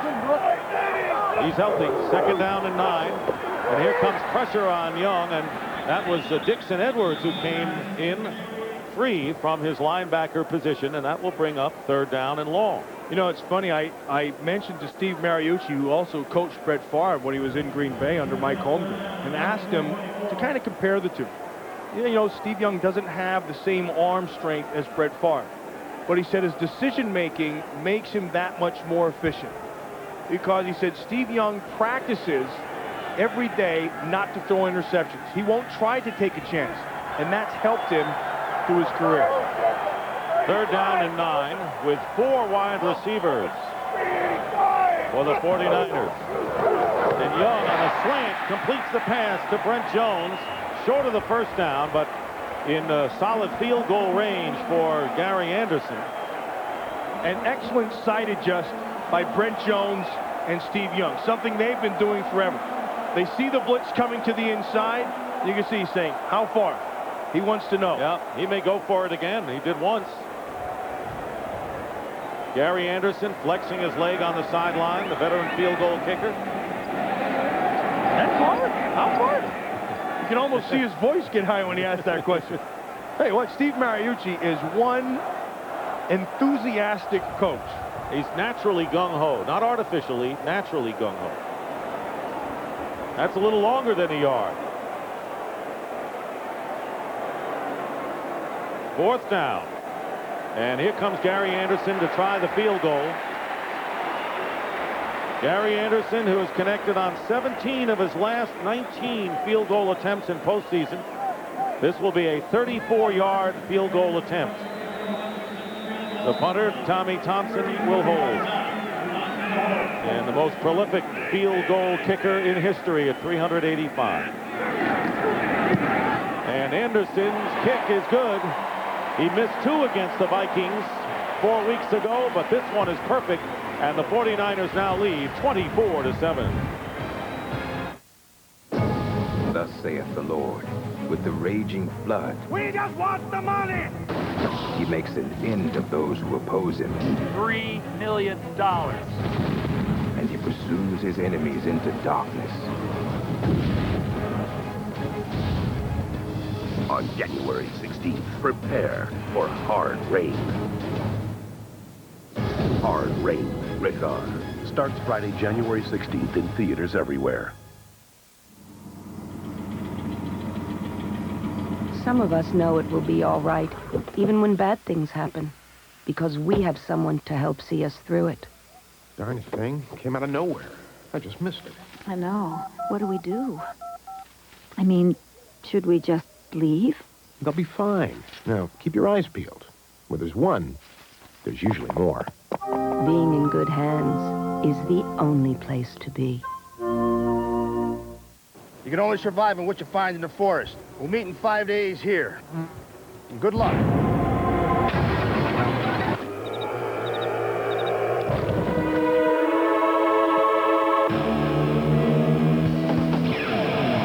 The Honda CR-V has its own picnic table, waterproof storage compartment, and 2 power outlets. For those times when you have to rough it. I love nature. Hey, baby, I'll bet you and I have a lot in common. Oh, I doubt that.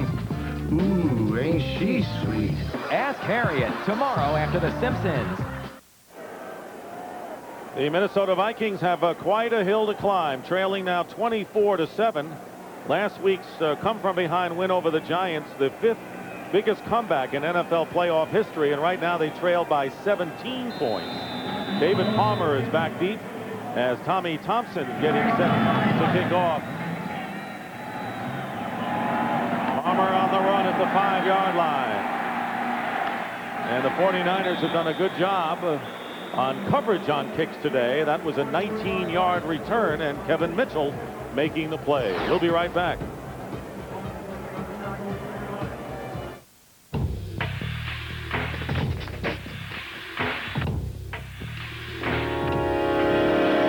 The all-new Mazda B-Series truck. A powerful V6 engine, stronger suspension, a shift on the fly at any speed, 4-wheel drive workhorse. 5/8 or 3/4? 10 millimeter. My favorite. Right now, get a great lease or low financing on all 98 Mazda B-Series trucks. Mazda, pure truck. Freedom on the field, brought to you by Southwest Airlines. With fares so low, you have the freedom to fly. Hold on tight. And watch your back and your teammates. It's that time of year again, the playoffs. It's crazy out there. Footballs are flying through the air, and if you look away for a second, you might miss something. However, if you stay alert and keep your head up, things might fall your way. Somebody had the idea of hanging hubcaps from the ceiling, and we thought, Hey! Why not? Mexican food is fun. We thought the restaurant should be fun, too. We only open Chewy's in cities where Southwest Airlines flies. The fares are low, so we can afford to go back and forth. From Chewy's to Chewy's to Chewy's. And if you're interested, hubcaps do fit in the overhead bin. You are now free to move about the country. Police say when this black widow spins her web, she could even take your life. I knew that the spot was blood. America's Most Wanted. America Fights Back. Tonight at 9, 8 Central. This Fox NFC Divisional Playoff is brought to you by Mazda. Come see what happens when a car company has more engineers and fewer accountants. Mazda. 8:08 remaining in the third quarter. The 49ers in front 24-7, trying to advance to the NFC Championship game next week, which would be here in San Francisco. Vikings with a 1st and 10 on the 24. 3 wide receivers and the handoff to Robert Smith. Robert Smith turning the corner at the 30, still going, and a fine bit of running. He broke some tackles before Brian Young brings him down in a pickup of 18 yards. They have not been able to be consistent offensively all game long. This is really only the fourth real play that they've had. Remember, you had the 66-yard touchdown reception to Chris Carter, and then Glover had a 31-yard catch. And then this run is the third biggest play they've had all day. That is the first rushing first down by the Vikings today. They're on the 42-yard line. Randall Cunningham stepping up, and he's going deep for Jake Reed, and Reed has it inside the 10-yard line. And Marquez Pope brings him down, and another big gain. This one, 53 yards. And it's not like it was bad coverage, but it was a 6'4" Jake Reed who got to the top side of Tyrone Drakeford. But Drakeford runs with him stride for stride. This is a classic example of a big guy versus a shorter guy. And the ball was just thrown. He also got that half a step. Nice little pushing going on in there. And the ball really well thrown. It was, and if it weren't for big plays, the Vikings would really be behind the 8 ball. First and goal at the 5. And here's Leroy Horde, the bruising running back on the tandem of Smith and Horde, gets 4 yards, and it is second down and goal. See how Leroy Horde finished off that run? I mean, he finished up. There's a way to fall properly, and he fell forward. I mean, he was going, he was getting tackled, but he twisted his body and just kept it going forward and actually picked up another 2 yards just on the fall. Drakeford and Pope go out of the game, and 49ers with extra man up front, second and goal at the 1-yard line.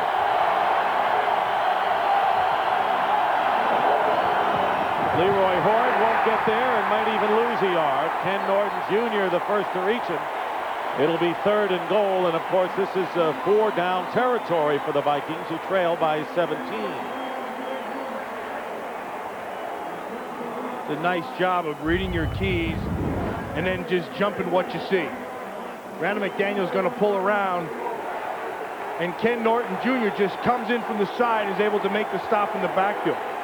But more than that, the defensive line of San Francisco is winning that battle. Third down and goal. Andrew Glover in motion. Cunningham's pass caught, touchdown to Chris Carter. His second catch for a touchdown today, and Cunningham is hit.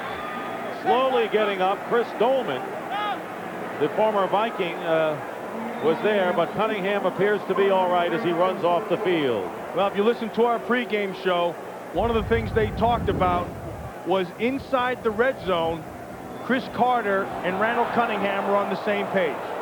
He just ran right past Tim McDonald. Tim McDonald had the coverage.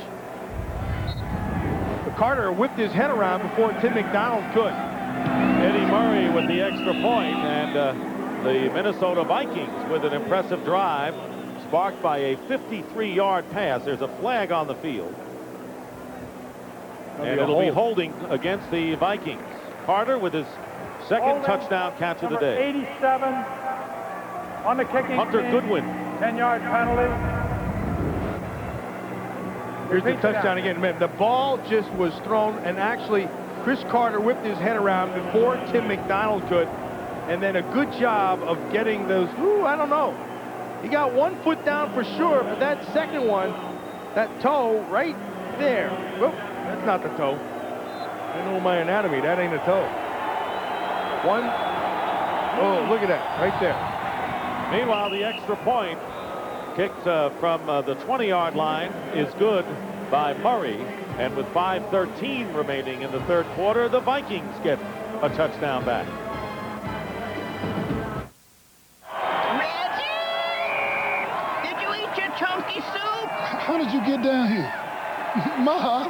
Did you eat your chunky soup? Yeah, Ma. Chunky beef with country vegetables. With more beef than any other soup.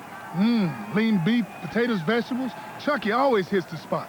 Where'd you get that outfit? Can't talk, gotta go. Just want to make sure you're eating good. That's my mom. Oh, yeah?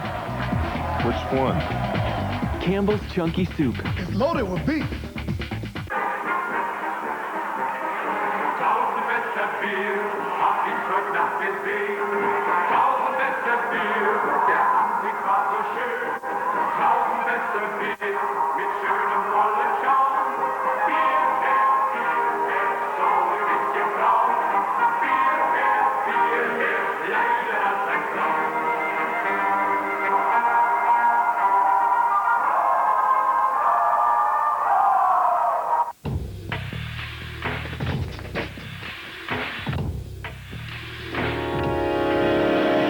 The all-new Mazda B Series truck. A powerful V6 engine, stronger suspension, a shift on the fly at any speed, four-wheel drive workhorse. 5/8 or 3/4. 10 millimeter. My favorite. Right now, get a great lease or low financing on all 98 Mazda B Series trucks. Mazda, pure truck. See, here's what you have to be able to watch. See, this is, remember, this is slow motion. There's the catch, there's one, and there's toe. There's toe. Now, this is what the officials see right here. Full speed. That's an awful tough place to make a call. And he had 2 feet in. The question is, did he have possession when he had that first foot in? down. Right. But it's a touchdown for the Vikings, who trailed by 10. And now Mitch Berger will be kicking off. Line drive kick. Chuck Levy from the 5. And Levy is brought down on a fine play by Pete Bursich. A 20-yard return. Well, an annual football tradition comes your way Sunday, January 18th. It's back. The blockbuster 15th annual All-Madden team. Check local listings for the start time in the area. Who better to talk about the All-Madden team than my partner, Matt Miller? It is the best. It's better than the Pro Bowl. It's better than All-Pro. And the reason is simple, because it gives you a free jacket. That's the biggest thing. Then, you get guys like Gogan and Randall and guys like that, guys who know how to play the game, and the game means something to them. The jacket's the most important. Oh, yeah. But you're a good scout for the All-Madden team. You always have been. Here's Terry Kirby with a burst. Terry Kirby. And all of a sudden, the Minnesota defense gets pushed around by the front, and a good blocking, a gain of 22 yards before Robert Griffith brings him down at the 47. That's been to the right side where they've been blocking, and they've also been getting some stuff down the field with Terrell Owens. Remember, Terrell Owens and J.J. Stokes, both big bodies and both willing to block. What they've been able to do is they've been able to take advantage of that rookie side, Stalin Colonet and Tony Williams.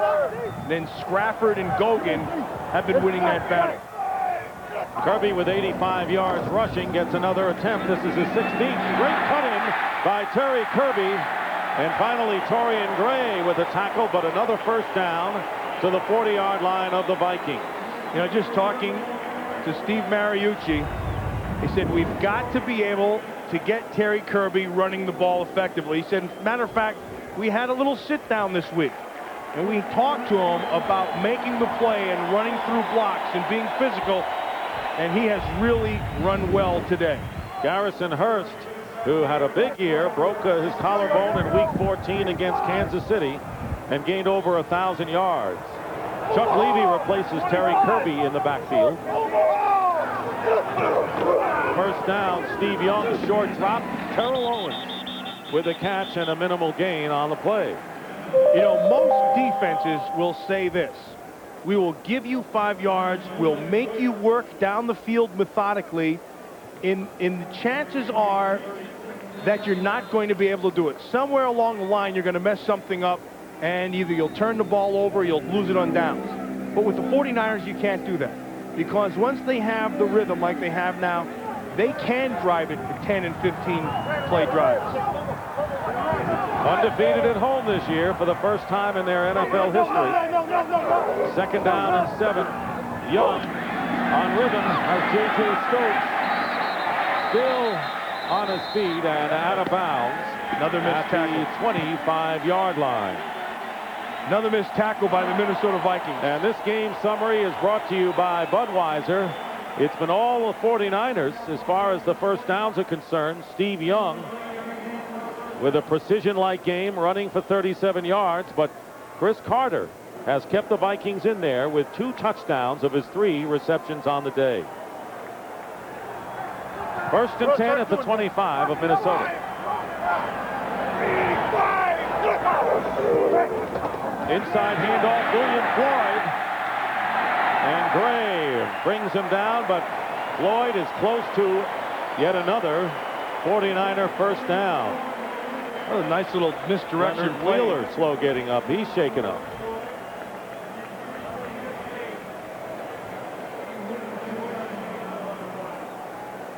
Steve Mariucci wanting to know how close the 49ers are to a first down. Leonard Wheeler who started the game as the Vikings nickelback on the defense, and then has played every down at cornerback after Dwayne Washington picked up an early pass interference call. Here comes the measurement.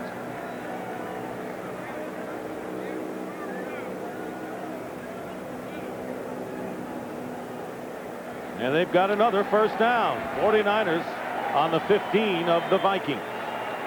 You know, the offensive line of this 49ers, you can see today, Decent, Brown, Dahlman, Gogan, Scrafford. Only 1 sack allowed, 148 rushing yards, and the majority has been to this side. And Scrafford and Gogan have played very well today. Kirk Scrafford, according to Steve Mariucci, said he graded out the best of all the offensive linemen this season. Ray Brown has played well in there. Dahlman, Derek Deese. First down on the 15. Steve Young swings it out and intended for William Floyd. I'd have to think this is a critical defensive sequence for the Minnesota Vikings if they have any hopes of staging another comeback, something they've done with regularity this year. I think anything in this game anymore is critical for them. I mean, their whole season is down right here. They're down by 10 points. If you can hold them to a field goal and it's still a 2-score game, you're okay. Second down and 10. Relatively okay. Once again, the 49ers with a ball control edge of 11 and a half minutes. Steve Young, and this pass is caught by Terrell Owens. Touchdown. Great effort by Terrell Owens. Great effort. Still motoring is number 81. He feels so good about himself, he's still going. And Dwayne Washington was right there. Dwayne Washington read it. He gave him a cushion. He drove on the ball. But Owens, with his ability to be physical, made the catch. Watch how he takes this and then just shrugs the tackle. Watch the drive on the ball. He just throws him to the side and gets that ball. Remember, it's where the ball is, not where the body is. You like the way he high-stepped it, though, toward the goal line. Gary Anderson with the point after with 2 minutes remaining in the third quarter. So the 49ers quickly get this touchdown back. After Carter scored his, he got the ball over, he's got everything over. And it's now 31-14, San Francisco. So I got off the elevator, cut in line, and said, what is this, the 7th inning stretch? Bit of a culture clash. American Express. Lovely. Let's do the whole country. I'm a little light on the lingo. You getting a full gander down the frog with me? All right. We've got Cornish pasties, mushy peas, bangers and mash, bubbling sweet, and lovely Tony-o. Looking for a bunch of fives? Bunch of fives. That's a good one. One genuine British bulldog. I'll take them. Don't mind it, sheep. They'll get narky. Narky. Don't go down there. Oh, by heckers not. We are getting so killed here. He might have a little husky in him. Is that going to hurt us? I'll have a banger, a squeak, and a toad. Maybe some bubbles on the side. I'm definitely bubbles intolerant. That was a wicked googly.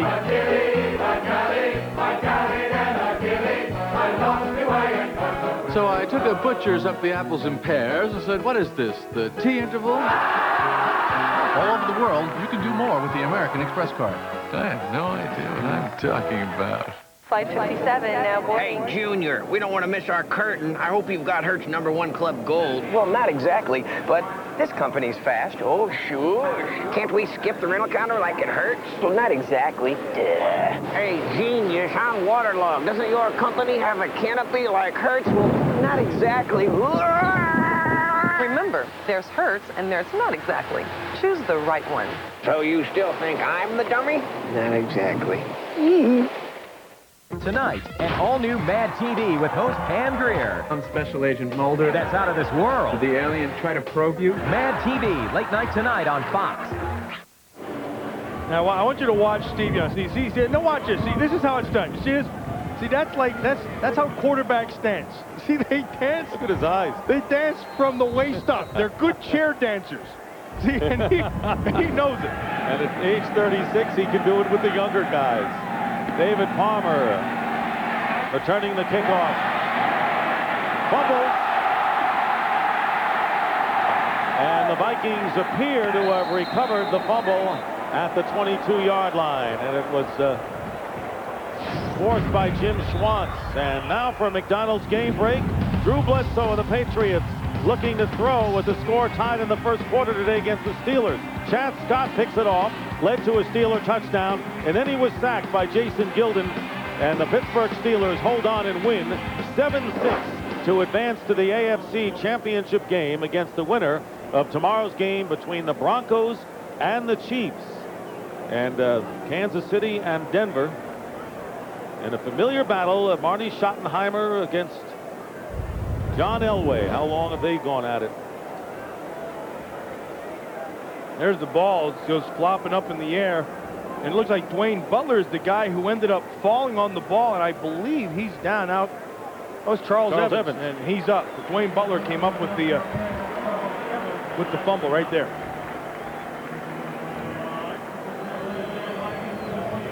Minute 45 remain in the third quarter.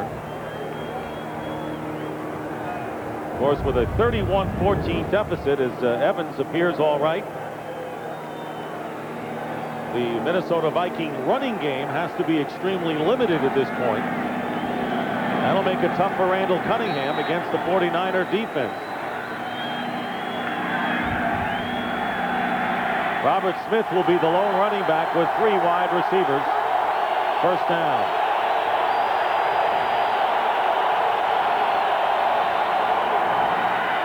Cunningham swings it out, but not a good pass to Robert Smith, and it'll be second down and 10. I want to remind you tomorrow, a special time for tomorrow's NFC Divisional game from Lambeau Field, 11:30 Eastern, 8:30 a.m. Pacific, as the Tampa Bay Buccaneers against the Green Bay Packers. 2 Central Division teams go at it again. The Packers won the 2 previous games. Tough place to win up at Lambeau. Well, Tony Dungy has played up there or coached up there as an assistant with the Vikings. Second down and 10. Faked by Cunningham. Dangerous pass attempt to Carter with Tyrone Drakeford cutting in. One thing that Minnesota Vikings have done pretty well, I mean, they haven't thrown the ball well, but what they have done is been able to block inside on Dana Stubblefield. We really haven't talked much about him. That's Randall McDaniel and Everett Lindsay for the most part. It was interesting talking to Dana Stubblefield going against Randall McDaniel. He says 2 things. Boy, he said he's an all-day sucker. You better be ready to play all game long. But he said the other thing is that stance is so ugly that you end up looking at the ankle and say, what the heck is that thing doing out there? Very unorthodox. Third down and 10. Cunningham on the rollout, being rushed, and his pass incomplete, broken up by Woodson, and it was intended for Jake Reed. So it'll be 4th down, and the Vikings will have to kick it away with under a minute and a half to go in the third. Cheers for the 49er defense.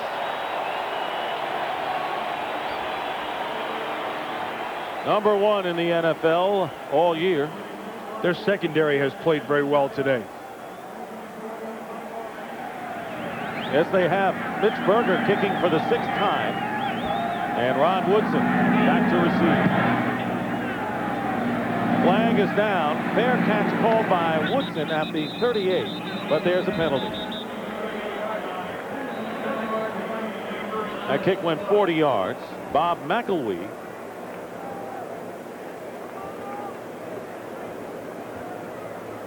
Holding number 36 on the return team. After the ball was kicked, the receivers will keep the ball after enforcement for their foul. First down. Here it is. Working on Dwayne Butler on the outside. See what they used to do? Sometimes, see, the old play was to let the guy run you over and then you just latch onto him and pull him down with you. That time, the old rule was caught. You can get away with it? What do you say about rules? Hey, they're not broken unless the flag is on the ground. Steve Young, 20 of 25 in Week 15 against the Vikings, and another great percentage, 19 of 26. Combined 76%. That'll be top rated in any league. 49ers from the 28-yard line, leading 31-14. And the give is to Kirby, not that time, as he'll lose a couple of yards. Well, Sunday, January 18th, World War III will be fought on ice. Don't miss Canada's Wayne Gretzky and America's John LeClair when they lead the best players from North America against the world in an Olympic preview. It's the NHL All-Star Game live from Vancouver, Sunday, January 18th at 4 Eastern, 1 Pacific, right here on Fox. Well, that'll be a battle. I can't wait to watch the glowing puck.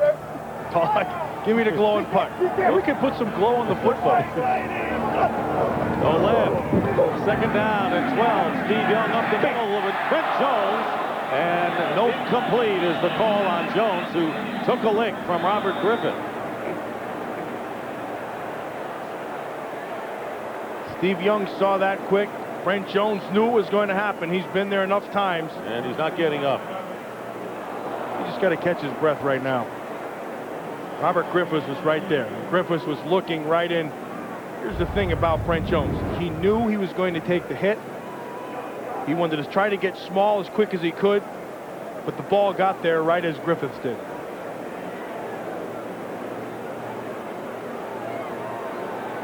Well, that's in slow motion. Watch this in regular speed. Bam! And you're a receiver and you're running to the middle of the field, you know that's going to happen. I mean, and Brent Jones has done it for a lot of years and done it well. Robert Griffith is over there checking on Brent Jones. See him with his right hand on his shoulder. Steve Young.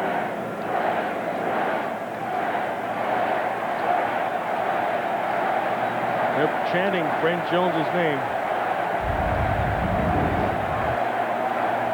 Watch Jones as he runs to the middle. He knows he has the inside open, knows he's going to get hit, but he just concentrates completely on the ball.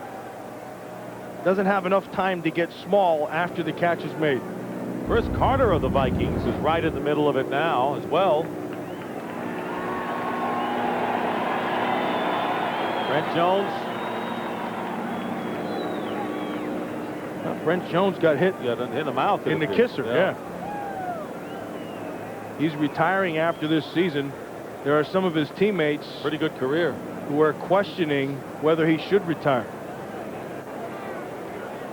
And the reason they're questioning him is because he's still so effective. Gary Plummer was expected to retire. Now he's having second thoughts, the 49er linebacker, as to whether he'll hang him up.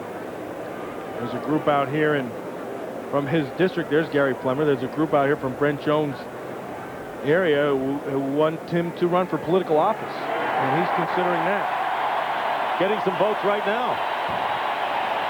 Hey, what if they had the election right here at Candlestick Park? He'd get a lot of votes. That ought to be his campaign poster. Show how tough he is. Greg Clark will replace Brent Jones at tight end, rookie from Stanford. There's Robert Griffith with that hit. There's Clark in the lineup. Third down and 12 from the 26. 36 seconds remain in the third quarter. Mark Harris goes in motion to the left. And a screen pass is dropped by Terry Kirby. One of the few mistakes that Kirby has made tonight. Well, for the San Francisco 49ers, who finished 13-3, business as usual, and a team record 11-game winning streak and an all-time record for a rookie coach, Steve Mariucci, 11 in a row, but a great year all the way around. Oh, I don't think there's any question about that. In terms of getting the job done, there's still some people out there who are saying, well, you know, they really haven't played anybody. The one team that they played was the Kansas City Chiefs, and they thumped them. High snap, and Thompson getting off the punt, and it's a good one. David Palmer keeps the ball, and he's dropped. He did not fool the 49ers on that return, and he is dropped at the 32-yard line. This game is presented by authority of the National Football League and is intended for the private use of our audience. Any rebroadcast or other use of this telecast without the express written consent of the San Francisco 49ers and the NFL is prohibited. Dick Stockton, along with Matt Millen and Pam Oliver here in San Francisco. The winner of this game will move on to the NFC Championship game next Sunday against the winner of the Packers-Buccaneers game, which will be on Fox tomorrow. Vikings have a first down on the 32-yard line, and Leroy Hoard picks up a couple. And that may be the last play of the third quarter. Minnesota Vikings have not been able to do anything offensively here today. And anytime a team goes into a game thinking they need big plays, they're in trouble. And that is the end of the third quarter with the score, the 49ers 31, the Vikings 14. And we'll return to San Francisco after these messages and a word from your local Fox station. Robin Williams is Mrs. Doubtfire, Tuesday on Fox. Ford celebrates the action heroes of everyday life with Ford Ranger. Ford Rangers, everything I need in a truck. Get everything you need. Ranger XLT just $199 a month for 24 months with only $500 down. It gets the job done. Or if you prefer a 4x4, the Ranger's a perfect vehicle. Tough, good looking. Ranger 4x4, maxed out loaded, just $229 a month. Best around. See your California Ford dealer. Tell them you're an action hero. California Action Heroes! They have substance, integrity. They're the individual pieces that contribute to a greater good, making lives less worrisome, futures more secure. They are the agents of New York life. Their humanity is the stone with which this company was built. They are why New York Life is the company you keep. It is our great privilege to extend this cordial invitation to the marathon running, mountain climbing, wind racing, symphony conducting, first-class touring, corner hugging, G-force pulling, highway beautifying, driveway enhancing, road devouring Acura Winter Sales Classic. The curtain closes on the Acura Winter Sales Classic January 5th. For the best seats, be sure to arrive early at your Northern California Acura dealer. The news you need from the #1 team you trust. The original 10 o'clock news. Welcome back to San Francisco as we start the fourth quarter. The 49ers leading 31-14. They have scored in each of the first three quarters. Vikings with the ball, 2nd and 7. Randall Cunningham with a play fake. And his pass is complete to Jake Reed and a first down into 49er territory, 18 yards on the play. Jake Reed working on Marquez Pope on the outside, and Pope is just bailing, just keeping the receiver in front of him because he's sitting there in his zone. Nice job of Randall Cunningham seeing it and then just throwing it, just basically taking what they give you. 3 catches for 82 yards, including a 53-yard reception in the third quarter. Palmer is in the lineup on 1st and 10 at the 46. Cunningham throws it away, smartly avoiding the sack. And right now, let's check in with Pam Oliver. All right, Dick. Brett Jones, he bit his tongue on that impact play there. They are trying to determine if they're going to stitch it up or just evaluate it for a while. He is doubtful for the rest of the game. Back to you. Yeah, stitching up your tongue doesn't sound good. That's one of those things that I would have to say, no. It'll heal all by itself, doctor, believe me. How the heck can you eat if you have a chomped-on tongue? Well, sometimes my tongue tastes so good I want to eat it. It's something else. 2nd down and 10. Cunningham and unable to hold on to it as Reed. Flag is down as Pope was there. That's going to go on Jake Reed. Jake Reed pushed off of Pope right at the end of that play. Offensive pass interference. Good call. Right on there. Good call by you. They were throwing that ball behind him. See, the ball's going to be thrown here. Watch Reed. Take him, gives the push up the field, and then comes back and drops the ball. That was a good call by the official. Brent Jones is leaving the field. I'm anxious to see how they're going to handle that. That sounds bad. Cut tongue. Stitching up your tongue. Oof. What was that again? I mean, I can feel it from here. 3rd down and 10. Hand for Brent Jones as he leaves the field, but the way things look, his season is not over yet by any stretch.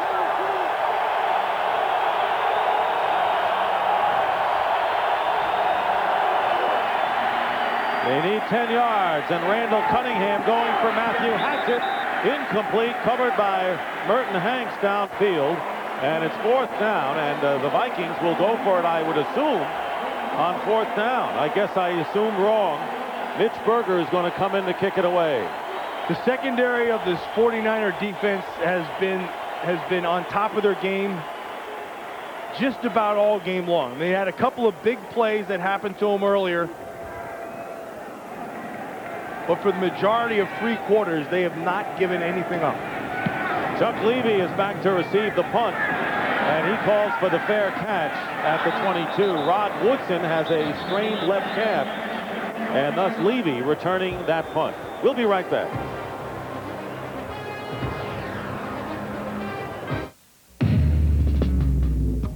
A lot of industry experts told us that the passenger side was the best place to add a 3rd door.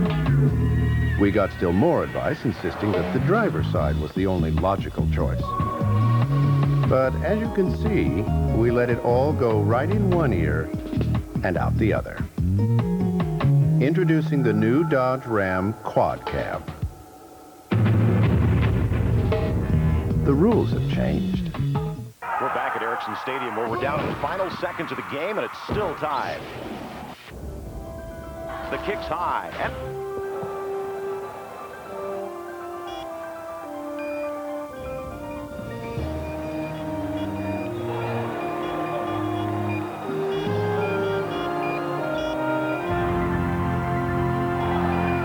Ericsson mobile phones. Catch the excitement.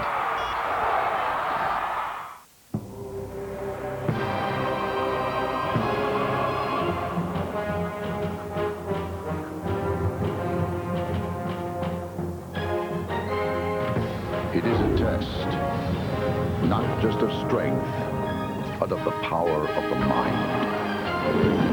And if you complete the journey, you will be changed forever. The few, the proud, the Marines. This Fox NFC Divisional Playoff is brought to you by the new Dodge and the new 4-door Ram Quad Cab pickup. The rules have changed. By Miller Lite, now official beer sponsor of the NFL. By Texaco, a world of energy. And by Dockers Khakis. Hey, nice pants. Back at San Francisco, early in the 4th quarter, the 49ers in front, 31-14, starting from their 21-yard line. Steve Young handing off to Terry Kirby. Kirby getting a 1 yard on the play. Ed McDaniel making the tackle. Big guy limping there was Kevin Gogan. Kevin Gogan has his buddy Steve Wisniewski of the Raiders, who he played with last year here in the stands. Got him some tickets, wanted to rub it in a little bit that he's playing, and Steve Wisniewski wasn't. Kevin Gogan also will be playing in the Pro Bowl. This looks like a big old lapdog to me. You want to adopt him. 2nd down and 8. Play action.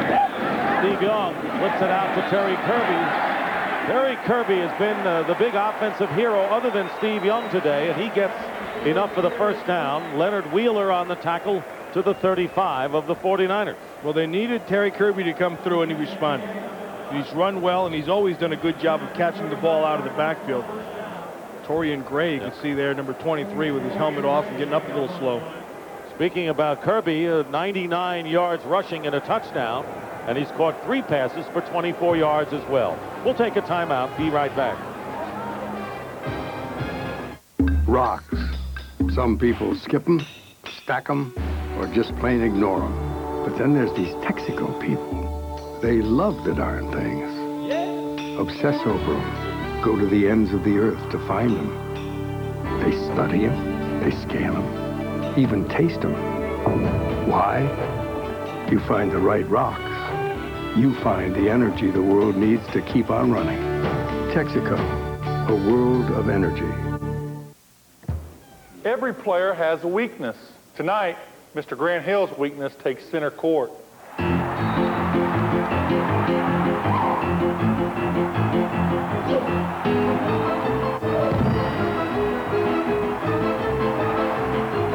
There's only one place to go for the irresistible taste of America's favorite fries. Did somebody say McDonald's? Now come to McDonald's and vote for your favorite NBA All-Star.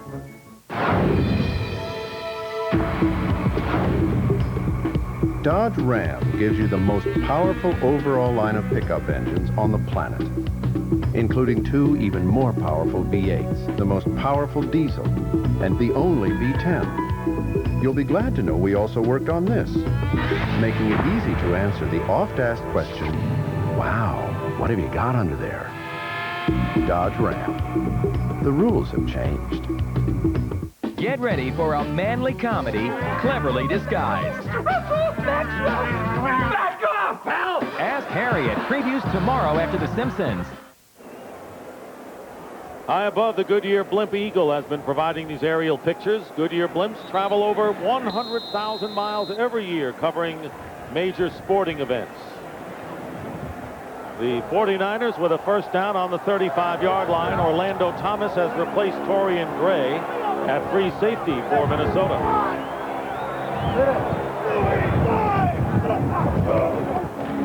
Here is Terry Kirby, who has over 125 total yards today, brought down by Orlando Thomas after a pickup of 3 yards. Kirby's biggest game rushing this year was 73 yards. He's gone over 100 rushing, 102. He has scored a touchdown plus 24 yards as a receiver. Well, Steve Mariucci said they had a little sit-down and he needed to talk about him running and running well, and whatever those words were spoken, he took to heart because he's run very well here today. He set the tone offensively for the 49ers early on. Second down and 7. And again, it's Kirby, and good gain, close to the first down. And now for a McDonald's game break. Brett Favre looked loose at practice this morning inside the bubble near Lambeau Field. The Tampa bus arrived at 1 o'clock Green Bay time, and Tony Dungy put the Bucs and quarterback Trent Dilfer through a light workout. Remember, it's the Bucs and Packers tomorrow. Coverage begins at a special time. Remember, 11:30 Eastern, 8:30 Pacific, only on Fox. Third down and 1 for the 49ers. Greg Clark and Chad Phan, the 2 tight ends. Brent Jones left for the dressing room with an injury. And a play fake. Steve Young dumps it off, nowhere to go. And a flag goes down. That's going to be on John Randall. Randall knocked down Steve Young, and he's hearing it from Derek Deese, the left tackle. Roughing the passer. Personal foul, roughing the passer, 93. Defense going to the head. 15 yards, first down. During the regular season, the Vikings roughed the passer 6 times to lead the league. Now, the referee's job is to protect. It went helmet to helmet. That's a good call. His job is to protect that quarterback. And he jumped up and hit him right in the face, so the helmet to helmet hit. You see, and John Randall walked by Steve Young. Steve Young let him know what he thought of that call. Something about what falls out of the south end of a northbound bull. See, watch the helmet. It's going to go right to the head. Boom. And you can't do that. And that's a good call by the official. Can't put your hands up after you've done that either. I think you won't get caught. First down, Kirby again, following his blockers. He breaks down, and he goes down, and a loss of about 1.5 yards. Rudd and Tony Williams, first time we've mentioned that rookie's name today. John Randall, always the talker, the chatterbox out there. I thought Howie Long had a funny line. The only thing that moves faster than his motor is his mouth. I thought that was pretty good. And he'll talk all game long. In fact, Steve Young was telling us that in the intermissions, what they'll have to do is he'll have to tell his offensive line, don't listen to Randall. Don't even turn around and look at him. Keep your mouth shut and watch me. And then he'll stop talking. Second down and 12 on the 43 of the Vikings. Here's Kirby, and finally McDaniel makes the play with help from Robert Griffith. Back to the original line of scrimmage. That'll bring up third down and 10. Tell you that Robert Griffith, he will come 100 miles an hour to hit you. And like I said, he'll throw all that he has into you. But sometimes he doesn't wrap his arms, or sometimes he stops his feet. And we were talking about that last night. He said, yeah, you were telling me, you said it on the air. And my mom called me and said, hey, this guy Millen, he's saying you don't wrap your arms. You don't want to make Robert Griffith's mom up. No. And as soon as he starts wrapping his arms all the time, I won't say it anymore. Third down and 10. Steve Young stepping up. And Young has an open man, and it's J.J. Stokes. Stokes inside the 15-yard line. And that time a gain of 29 yards. Stokes has had a big day for the 49ers. Corey Fuller got up yelling at Orlando Thomas. Steve Young saw it. See how he looked to his left the whole time? And then Corey Fuller had gotten a push on him and turned it over to his safety. He was expecting his safety to come all the way over. And without Jerry Rice, J.J. Stokes and Terrell Owens have come up big with those numbers compared to a year ago. And in all fairness to Stokes, he is healthy for the first time in his career. And today, 13 catches for 150 yards and a touchdown by the two. Kirby up the middle, and he gets to the 5-yard line on first down. This is the best I've seen Terry Kirby run. Terry Kirby is running hard, he's squaring his shoulders, and he's also running low. So Kirby's been a hero. Of course, Steve Young always is when they move the ball like this. He has 115 yards, does Terry Kirby. And J.J. Stokes, that catch, by the way, play ago was his 9th of the game, and that is a career high for him. Dick, I said right at the start of the game that the Minnesota Vikings had to break the rhythm of the San Francisco 49ers. Now, obviously, the next question is how. Second down and 4 from the 6. And Terry Kirby gets to the goal line and is stopped short.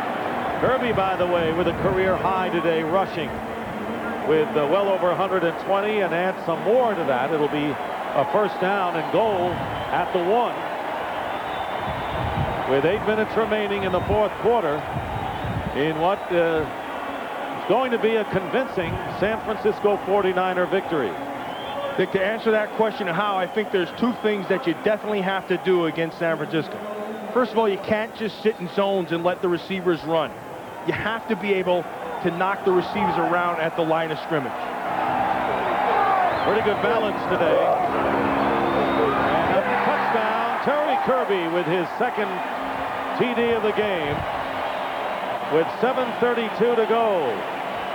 So career games today by Terry Kirby on the ground, J.J. Stokes as a receiver, and the offensive line doing a brilliant job. That looked like a satisfied head coach. That looked like a head coach who knew his offensive line was getting the job done. Nice job by Greg Clark, 85. Good job also by Ray Brown, number 65. And then Kirby just fouled those blocks, found the crease, and scored. Gary Anderson. And the extra point is good. So Terry Kirby with 120 yards on 25 carries, 2 touchdowns, and the 49ers winning going away here 38-14. I wasn't looking for love. With just a glance it happened. Love came looking for me. Get out of my life!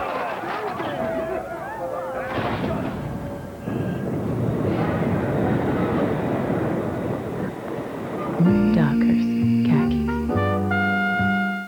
So I pull into this gas station. Oh, classic oversqueeze. Watch this. Release the hounds.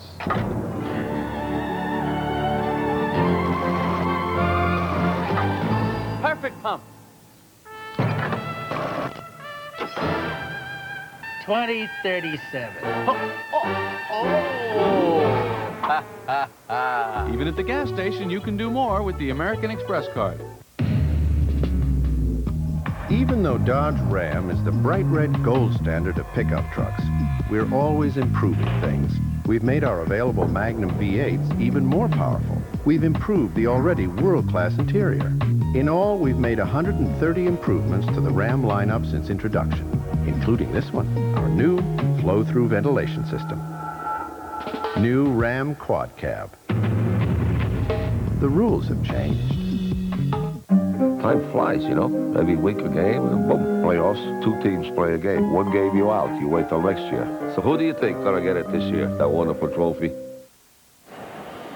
Looking ahead, the 49ers comfortably in front, and they will be home a week from tomorrow against either Tampa Bay or Green Bay. Now, the Buccaneers beat the 49ers when Young and Rice got knocked out in week 1 in Tampa. And the Packers, of course, have eliminated the 49ers in this divisional matchup the last 2 years, one time here at San Francisco 2 years ago. Thompson with the kickoff and David Palmer returning. And he is stopped at the 27 by Zach Bronson. New York Undercover is back. It's an all-new team taking on cases the cops won't handle. In a world this dangerous, one mistake can get you killed. Catch the season premiere of New York Undercover Thursday at 9, 8 Central on Fox. First and 10 for the Vikings.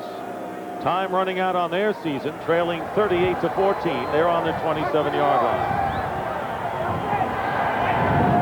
Randall Cunningham making his 5th start after Brad Johnson got hurt. Here's Leroy Horde on the draw play, and Horde picking up about 6 yards on the play. Vikings in the hurry-up offense, something they were reluctant to do last week when they trailed the Giants. Now being down by 24, they have no choice.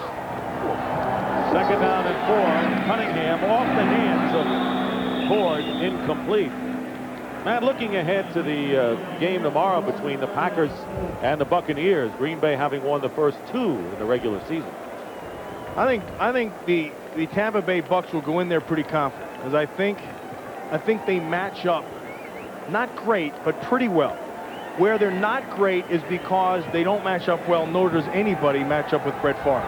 He does things that you can't match up with, and that becomes the key. Can they handle what Favre brings? 3rd down and 4 with under 7 minutes remaining in the 4th quarter. Chris Carter with the reception, and his forward progress is very close to the 1st down. Merton Hanks all over him. Hanks indicating that Carter did not make the sticks, and Merton may be right. It is a 1st down for Minnesota. Carter with a 66-yard touchdown catch in the 1st quarter, and then a 3-yard reception for a score in the 3rd, in a day in which he's only caught 4 overall. 1st down for the Vikings. Short drop, and there's Chris Carter again. And a pickup of about 6 with 6:06 remaining on the clock. There is Terry Kirby, who has come up big today for the 49ers. No question about it, 120 yards rushing.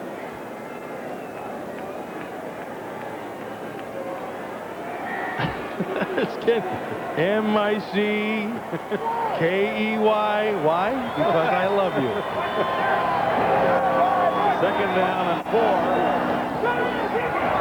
Cunningham's pass, and it is caught by Jake Reed at the 39 of the 49ers in a gain of 18. Well, that's a contrast for Ken Norton after pummeling the padding under the goalpost. You know, Ken Norton Jr. and Gary Plummer, they just went down like 4 notches in my book before the game. I'm sitting there in the locker room, you know, just kind of watching the earlier football game, and Gary Plummer and Ken Norton walk by with wheels on their luggage. Oh, that is hard to believe. That's as bad as it gets in the National Football League. You start having that luggage when you're rolling it behind you. You never want to see that. And a one-handed catch and a great catch by Chris Carter. to the 30-yard line. Could you imagine that? And we saw some of the Redskins with the wheels this year. That's terrible. That's not a good sign in the National Football League, but that's a great catch by Chris Carter. Why do you bring up the luggage with wheels? That's just a major concession. When you start, you can't even carry your own luggage. You got to wheel it behind you. Needless to say, I told them that it wouldn't make the air, but I lied. 2nd down and 1. Under 5 minutes remaining. Pump fake by Cunningham, and this pass intended for Reed. That will bring up a 3rd down and 1. Chris Dolman, who had 2.5 sacks, former Viking in the regular season meeting, and was revved up to go against his former team. He still had harbored some bad feelings for the Minnesota Vikings, then went to the Atlanta Falcons, but has downplayed this game today, and he holds the Vikings record with 21 sacks back in the '89 season. 3rd and 1, the quarterback sneak, 1st down by Randall Cunningham. Well, you know who's played pretty well against him today has been Todd Stussy over there on the left side, and he gave up a couple of pressures. Remember the one time he gave up the hit into Randall Cunningham's face, and all he could do was help him back up. I think Stussy's turned into a pretty solid left tackle. Line's done a good job, but they haven't run anything today, that's for sure. And the pass is overthrown. Good pass protection for Cunningham, but the running game has been snuffed out by the 49ers inside people. Really, Minnesota Vikings couldn't get any kind of rhythm at all offensively. I said it earlier, and I'll repeat myself. I think when you have to start relying on big plays, you're in trouble because you can't plan for big plays. You can't game plan big plays. Robert Smith, 3rd leading rusher in the NFC, but they did not have that aspect of their offense today. 2nd down and 10. Cunningham in the air again, and this one caught by Reed and out of bounds inside the 15-yard line. 4:17 remaining in the 4th quarter. Today's NFC Divisional Playoff game was produced by Richard Zients and directed by Artie Kempner. Our associate producer is Larry Lancaster, and our broadcast associates are Greg Scopatoni and Jacob Ullman. Thanks also to our technical producer, Dean Walker, Rich Basili, and our outstanding Fox technical staff, Freddie Alduis in audio, and his crew. 1st and 10 at the 14-yard line. Mike Bertuz. Pre-game was produced by Scott Ackerson and directed by Bob Levy. The senior producer of Fox Sports is Bill Brown, and the executive producers of Fox Sports are Ed Gorin and David Hill. But for our money, Matt, our guys are second to none as far as this crew is concerned. I'll take them. I'll take them anytime, as long as I don't have to feed them. That's a tough thing. 2nd down and 9, and this pass caught by Hatchett, and he gets over for the touchdown. Matthew Hatchett with the touchdown, a 13-yard score with 3:47 to go. Tyrone Drakeford tried to hold him back. Yeah, he tried to take an arm with him, but remember, it's where the ball is. Now he grabs the right arm, and Hatchett alertly just puts it across and breaks the plane, and that's 6. For that knee, oh, right there. I don't know about that there. 38-20, and 2-point conversion coming up for the Vikings.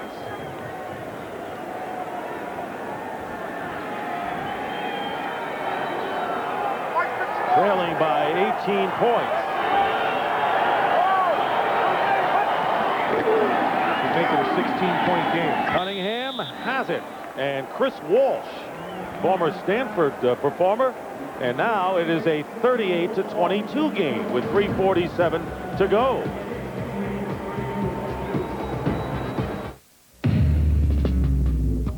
A lot of industry experts told us that the passenger side was the best place to add a 3rd door. We got still more advice insisting that the driver's side was the only logical choice. But as you can see, we let it all go right in one ear and out the other. Introducing the new Dodge Ram Quad Cab. The rules have changed. Mothers, they love to hear from their children. And suddenly they're getting their wish. In fact, they're getting more calls every Sunday than they do on Mother's Day itself. Why is that? MCI 5-cent Sundays. 5 cents a minute, every Sunday. Along with low rates all week long. Call 1-800-SUNDAYS to become an MCI customer. Your mom will like that. The Whopper has 39 grams of fat. To counteract the effects of a fat-filled lunch, choose the burger joint farthest from you and run there. Or go to Subway, where you can get a fresh sandwich under 6 grams of fat. Subway, the way a sandwich should be. Lie, Counselor. And it's bedtime for money. Now, which battery will last over 30% longer in these palm-top computers? Duracell or Energizer? Energizer. Someday, buddy. New team. You want me to bug the CIA? New rules. How far are we willing to go? Whatever it takes. The New York Undercover returns Thursday at 9, 8 Central. 16-point game, and that's 2 touchdowns and 2 two-point conversions, and the Minnesota Vikings lining up for an onside kick. The 49ers have their good hands people at the 40-yard line. It worked last week for the Vikings as they recovered the onside kick when Chris Callaway bobbled it, as Minnesota came from behind in the final moments. And here is the onside kick, and it's tipped out of bounds by Terry Kirby. That's a good job of getting the hands on the ball and just knocking it out of bounds. They're going to try to kick it high and turn it into a jump ball. And he just tapped it away. That's an excellent job. That's an excellent job of Kirby. He's played well all the way around. Nice hang time, too. So he hangs up there, bink. And George Stewart, the special teams coach. They say that's good, smart play. The ball was last touched by the receivers. That's right. San Francisco's ball, 1st and 10. Right. It is the 49ers ball, so the 49ers recovering the onside. There's Brent Jones back, and what did they do with his tongue is the big issue. He bit on it. As soon as he came out on the field, I was watching, everybody's coming and just looking in his mouth.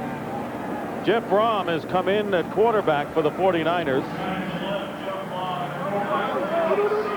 Brom has appeared in 4 games this year. And they're going to keep it on the ground. Chuck Levy, flag is down, and Levy fights his way to the Minnesota 40-yard line. Clock stopping with 3:37 to go. See, Steve knows he threw him that ball. See, Steve Young knows that he threw him the ball, that got him the shot, that bit his tongue. So he feels guilty. So now he's going over there and he's trying to cheer him up. I'm back. It's the first thing they come over and everybody's asking about his mouth. And everybody was looking at his mouth. He goes, yeah. Penalty is against the open wide and say, I don't think he can do either one of those things. Penalty marked off against the 49ers. They're back to their own 45. 1st down and 20 on the 46. Jeff Brom out of Louisville in his 3rd year, and he was the quarterback who replaced Steve Young in the 1st quarter of the opening game at Tampa Bay. Young had a concussion. Here is Chuck Levy. Levy is dropped by Robert Griffith. Vikings have all 3 of their timeouts remaining, and they'll use 1 here. Matt, they decided to go with the onside kick with 3:37 to go. Denny Green, instead of kicking deep and holding, you could go either way with that decision. Well, the bottom line is just to stop him right here now, regardless of what happened prior to it. Well, there is a coach who certainly has been in turmoil.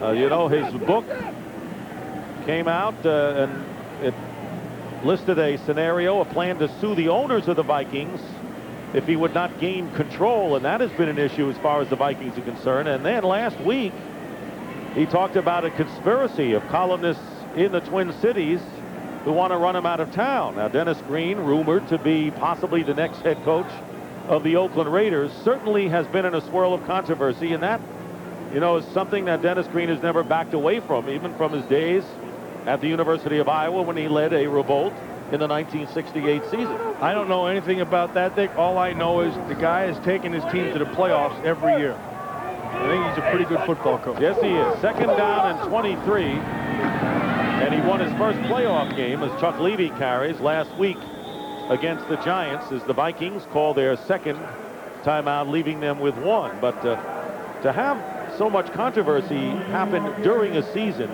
twice is unusual for any team. But one thing we know is that the players have been solidly behind Dennis Green. It has not affected their play one iota, and you can go up and talk to them and they'll tell you that. Well, the bottom line is he's a good football coach, and the teams that he's put out every single season have been competitive, and they've won, and they've been in the playoffs. And I think that's what you look at. I mean, it's still the bottom line business. Now, the other side to that is how far has he taken? You know, this is the first year that he's gotten past the first playoff game. 3rd down and 19 with 3:22 remaining in the 4th quarter. Chuck Levy and Griffith is the first to get to him back at the 45-yard line. And the Vikings will use their 3rd and final timeout. What a year for Steve Mariucci. A lot of people thought a surprise selection when George Seifert resigned.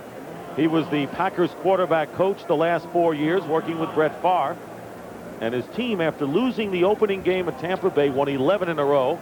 Brent Jones told us the other day that that's when he knew Mariucci was solid. He never wavered, and I think he likes the mariachi dances as well. I was just about to say that. The Mooch likes the mariachi. I will tell you this about, and I played here for 2 years in San Francisco. As soon as I walked in, I could see a difference in the building, and I think that comes, I think that comes from Steve Mariucci. I think he's had a good effect on this team. It's a very veteran team, and it's a team with high expectations. And he inherited that and likes the expectations himself, but he's been able to calm the group down. Tommy Thompson's kick, David Palmer returning from the 19-yard line, and almost an opening, as it was Frankie Smith that prevented a big gain. 3:04 remaining in the 4th quarter, just a matter of time as the 49ers headed for victory. And again, want to remind you, the blockbuster 15th annual All Madden team on Sunday, January 18th. Check your local listings. Talk about All Madden special teams play that he'd like. Well, it comes in all forms, but I think the bottom line is just to keep on fighting. And you just got to be tough. And there's one thing you always are on an All Madden team is tough and nonstop. And Buckley was all of that. Vikings with a 1st down on their 31 with 3 minutes remaining. Cunningham's pass is to Andrew Glover into 49er territory and a gain of 22 yards. Well, the hurry up. Vikings out of timeouts. They need 2 touchdowns and 2 two-point conversions to tie it up, and they stop the clock with 2:44 left. Hey, there's still plenty of time here. I mean, stranger things have happened. Remember, last week in a minute and a half, they scored 10 points to beat the New York Football Giants, who are now sitting watching this game. So with 2:44, you're still going to be able to stop the clock. They're down 2 scores and 2 two-point conversions. Well, the Vikings have come from behind 4 times this year to win in the final minute of play. So they've had practice. 2nd down and 10. Randall Cunningham's pass, and it's Glover again down the middle as the Niners try to wrestle it away. And a 1st down at the 15-yard line. Nice job of Cunningham getting him up to the line of scrimmage. He wants to be able to stop the clock again. And he does it with 2:23 on the clock. He had thoughts, though. He had thoughts outside of Marquez Pope and Chris Carter. So he went back and took one little peek, but Marquez Pope didn't drop his guard. Stayed right on top of him. Now look, the clock will still stop at the 2-minute mark. They got to score right here, get their 2-point conversion, and they have more than enough time. 3 touchdown passes by Randall Cunningham ties Fran Tarkenton's record, set against the Redskins in '76. 2nd down and 10. Kevin Green putting some pressure on, but Cunningham's pass almost intercepted by Drakeford and intended for rookie Matthew Hatchett. That was right in his numbers. Drakeford is complaining to the officials saying Hatchett pushed off of him. Cunningham came out and he came up firing. That ball was delivered. You know, he didn't have his left hand. Well, watch what happens. See, he gets Hatchett. It gets caught between Hatchett right there. See, so it's really not Hatchett as much as it is Drakeford. 3rd down and 10.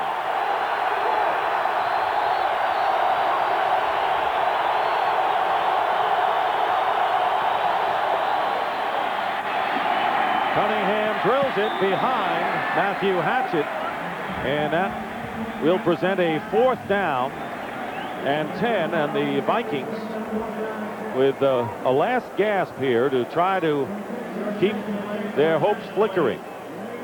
They've got to get inside the 7-yard line or the 6-yard line for a 1st down. Yeah, and I think that's key. You know, they don't have to score here. They just have to get the first. Reed and Carter to the left. Hatchett split right. 4th down. Cunningham's pass, and it's incomplete. It was intended for Chris Carter and covered by Brett Maxey. And Cunningham and Carter claiming that Chris was pushed to no avail. And the 49ers will take over on downs with 2:07. Well, even though you're up, you still got to try to get some extra help. It comes down.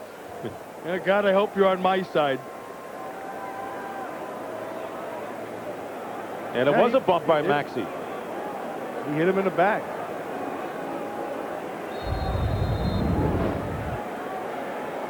Chris Carter's still upset about it, and you can't blame him. But the 49ers will take over on their 16-yard line with 2:07 to go. The next stoppage will be at the 2-minute warning. Chuck Levy. And the 2-minute warning here in San Francisco. We'll be right back.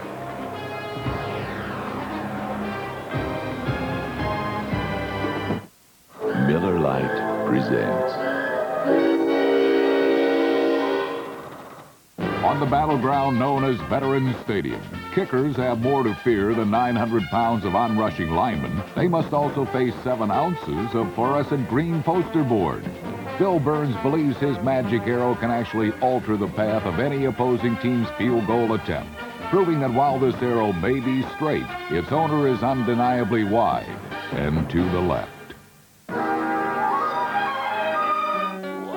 Almost everybody crying. What the heck is so darn sad? Why is almost everybody crying? What the heck is going on? The Miller Lite cheerleader search is over. That's what's going on. Everybody didn't make it except these 4 lucky ones.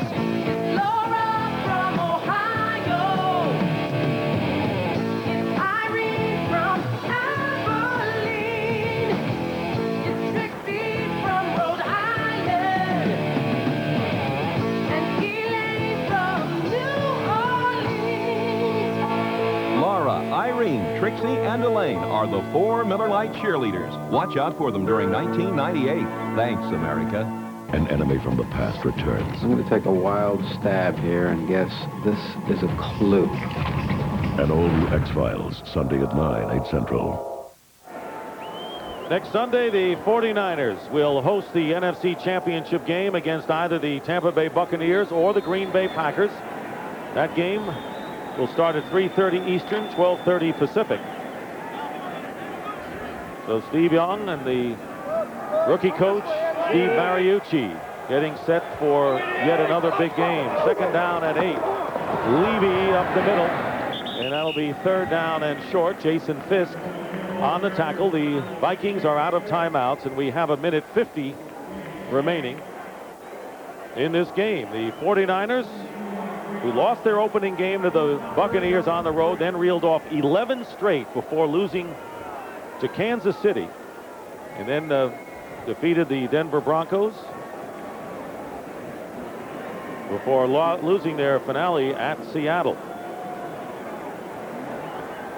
Randall Cunningham today with a Viking playoff record for 312 yards passing and 3 touchdown tosses. 3rd down and 3 for the 49ers. And the give is to Levy, who has stopped short of the 1st down. Vikings will finish their season. They had won 6 in a row at one point and had an 8-2 record in the NFC Central. And then dropped 5 of their last 6 games before making the playoffs with a win over the Indianapolis Colts in the season finale, and then the dramatic comeback against the Giants on the road last week. But today they came up against a superior team. And they hurt themselves early. They never really were able to get any kind of a rhythm going, and that really is what hurt them today. Tommy Thompson will back to kick with a half a minute remaining in this game. David Palmer at the 45-yard line, and he is tackled at the 47 by James Williams.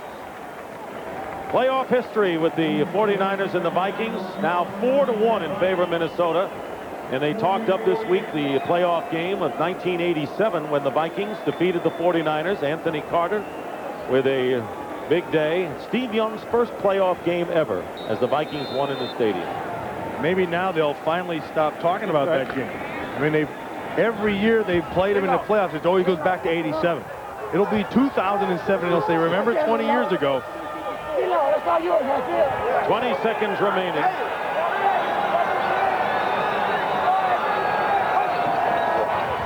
Randall Cunningham. He dumps it off to Robert Smith, who goes out of bounds. And while we have a moment, we want to thank those who supported us up in the booth, our spotter Chris Visser and our statistician Dave Corris, our 8th year working with Dave. And thanks to those 2 gentlemen. And also the Coos. Yes. Yeah, Marcus Millen was. And what about Matthew? How did he do in his big wrestling match Matthew won today, yeah.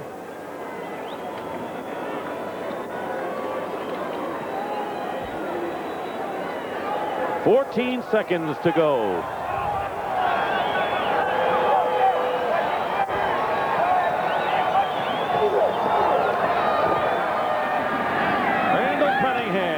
And Andrew Glover, the intended receiver, knocked down, incomplete. And Merton Hanks downfield.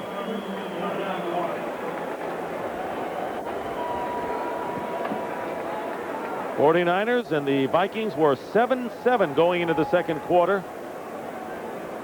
Penalties hurt Minnesota, and the backbreaker with 5:41 to go in the second. Randall Cunningham throwing the interception, returned for a touchdown by Ken Norton. 21-7 at the half, and the Vikings never recovered. Terry Kirby with 2 touchdowns today.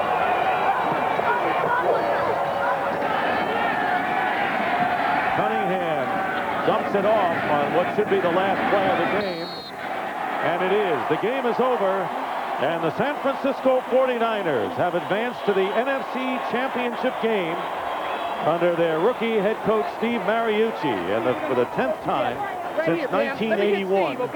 Final score here in San Francisco, the 49ers winning today 38-22. And right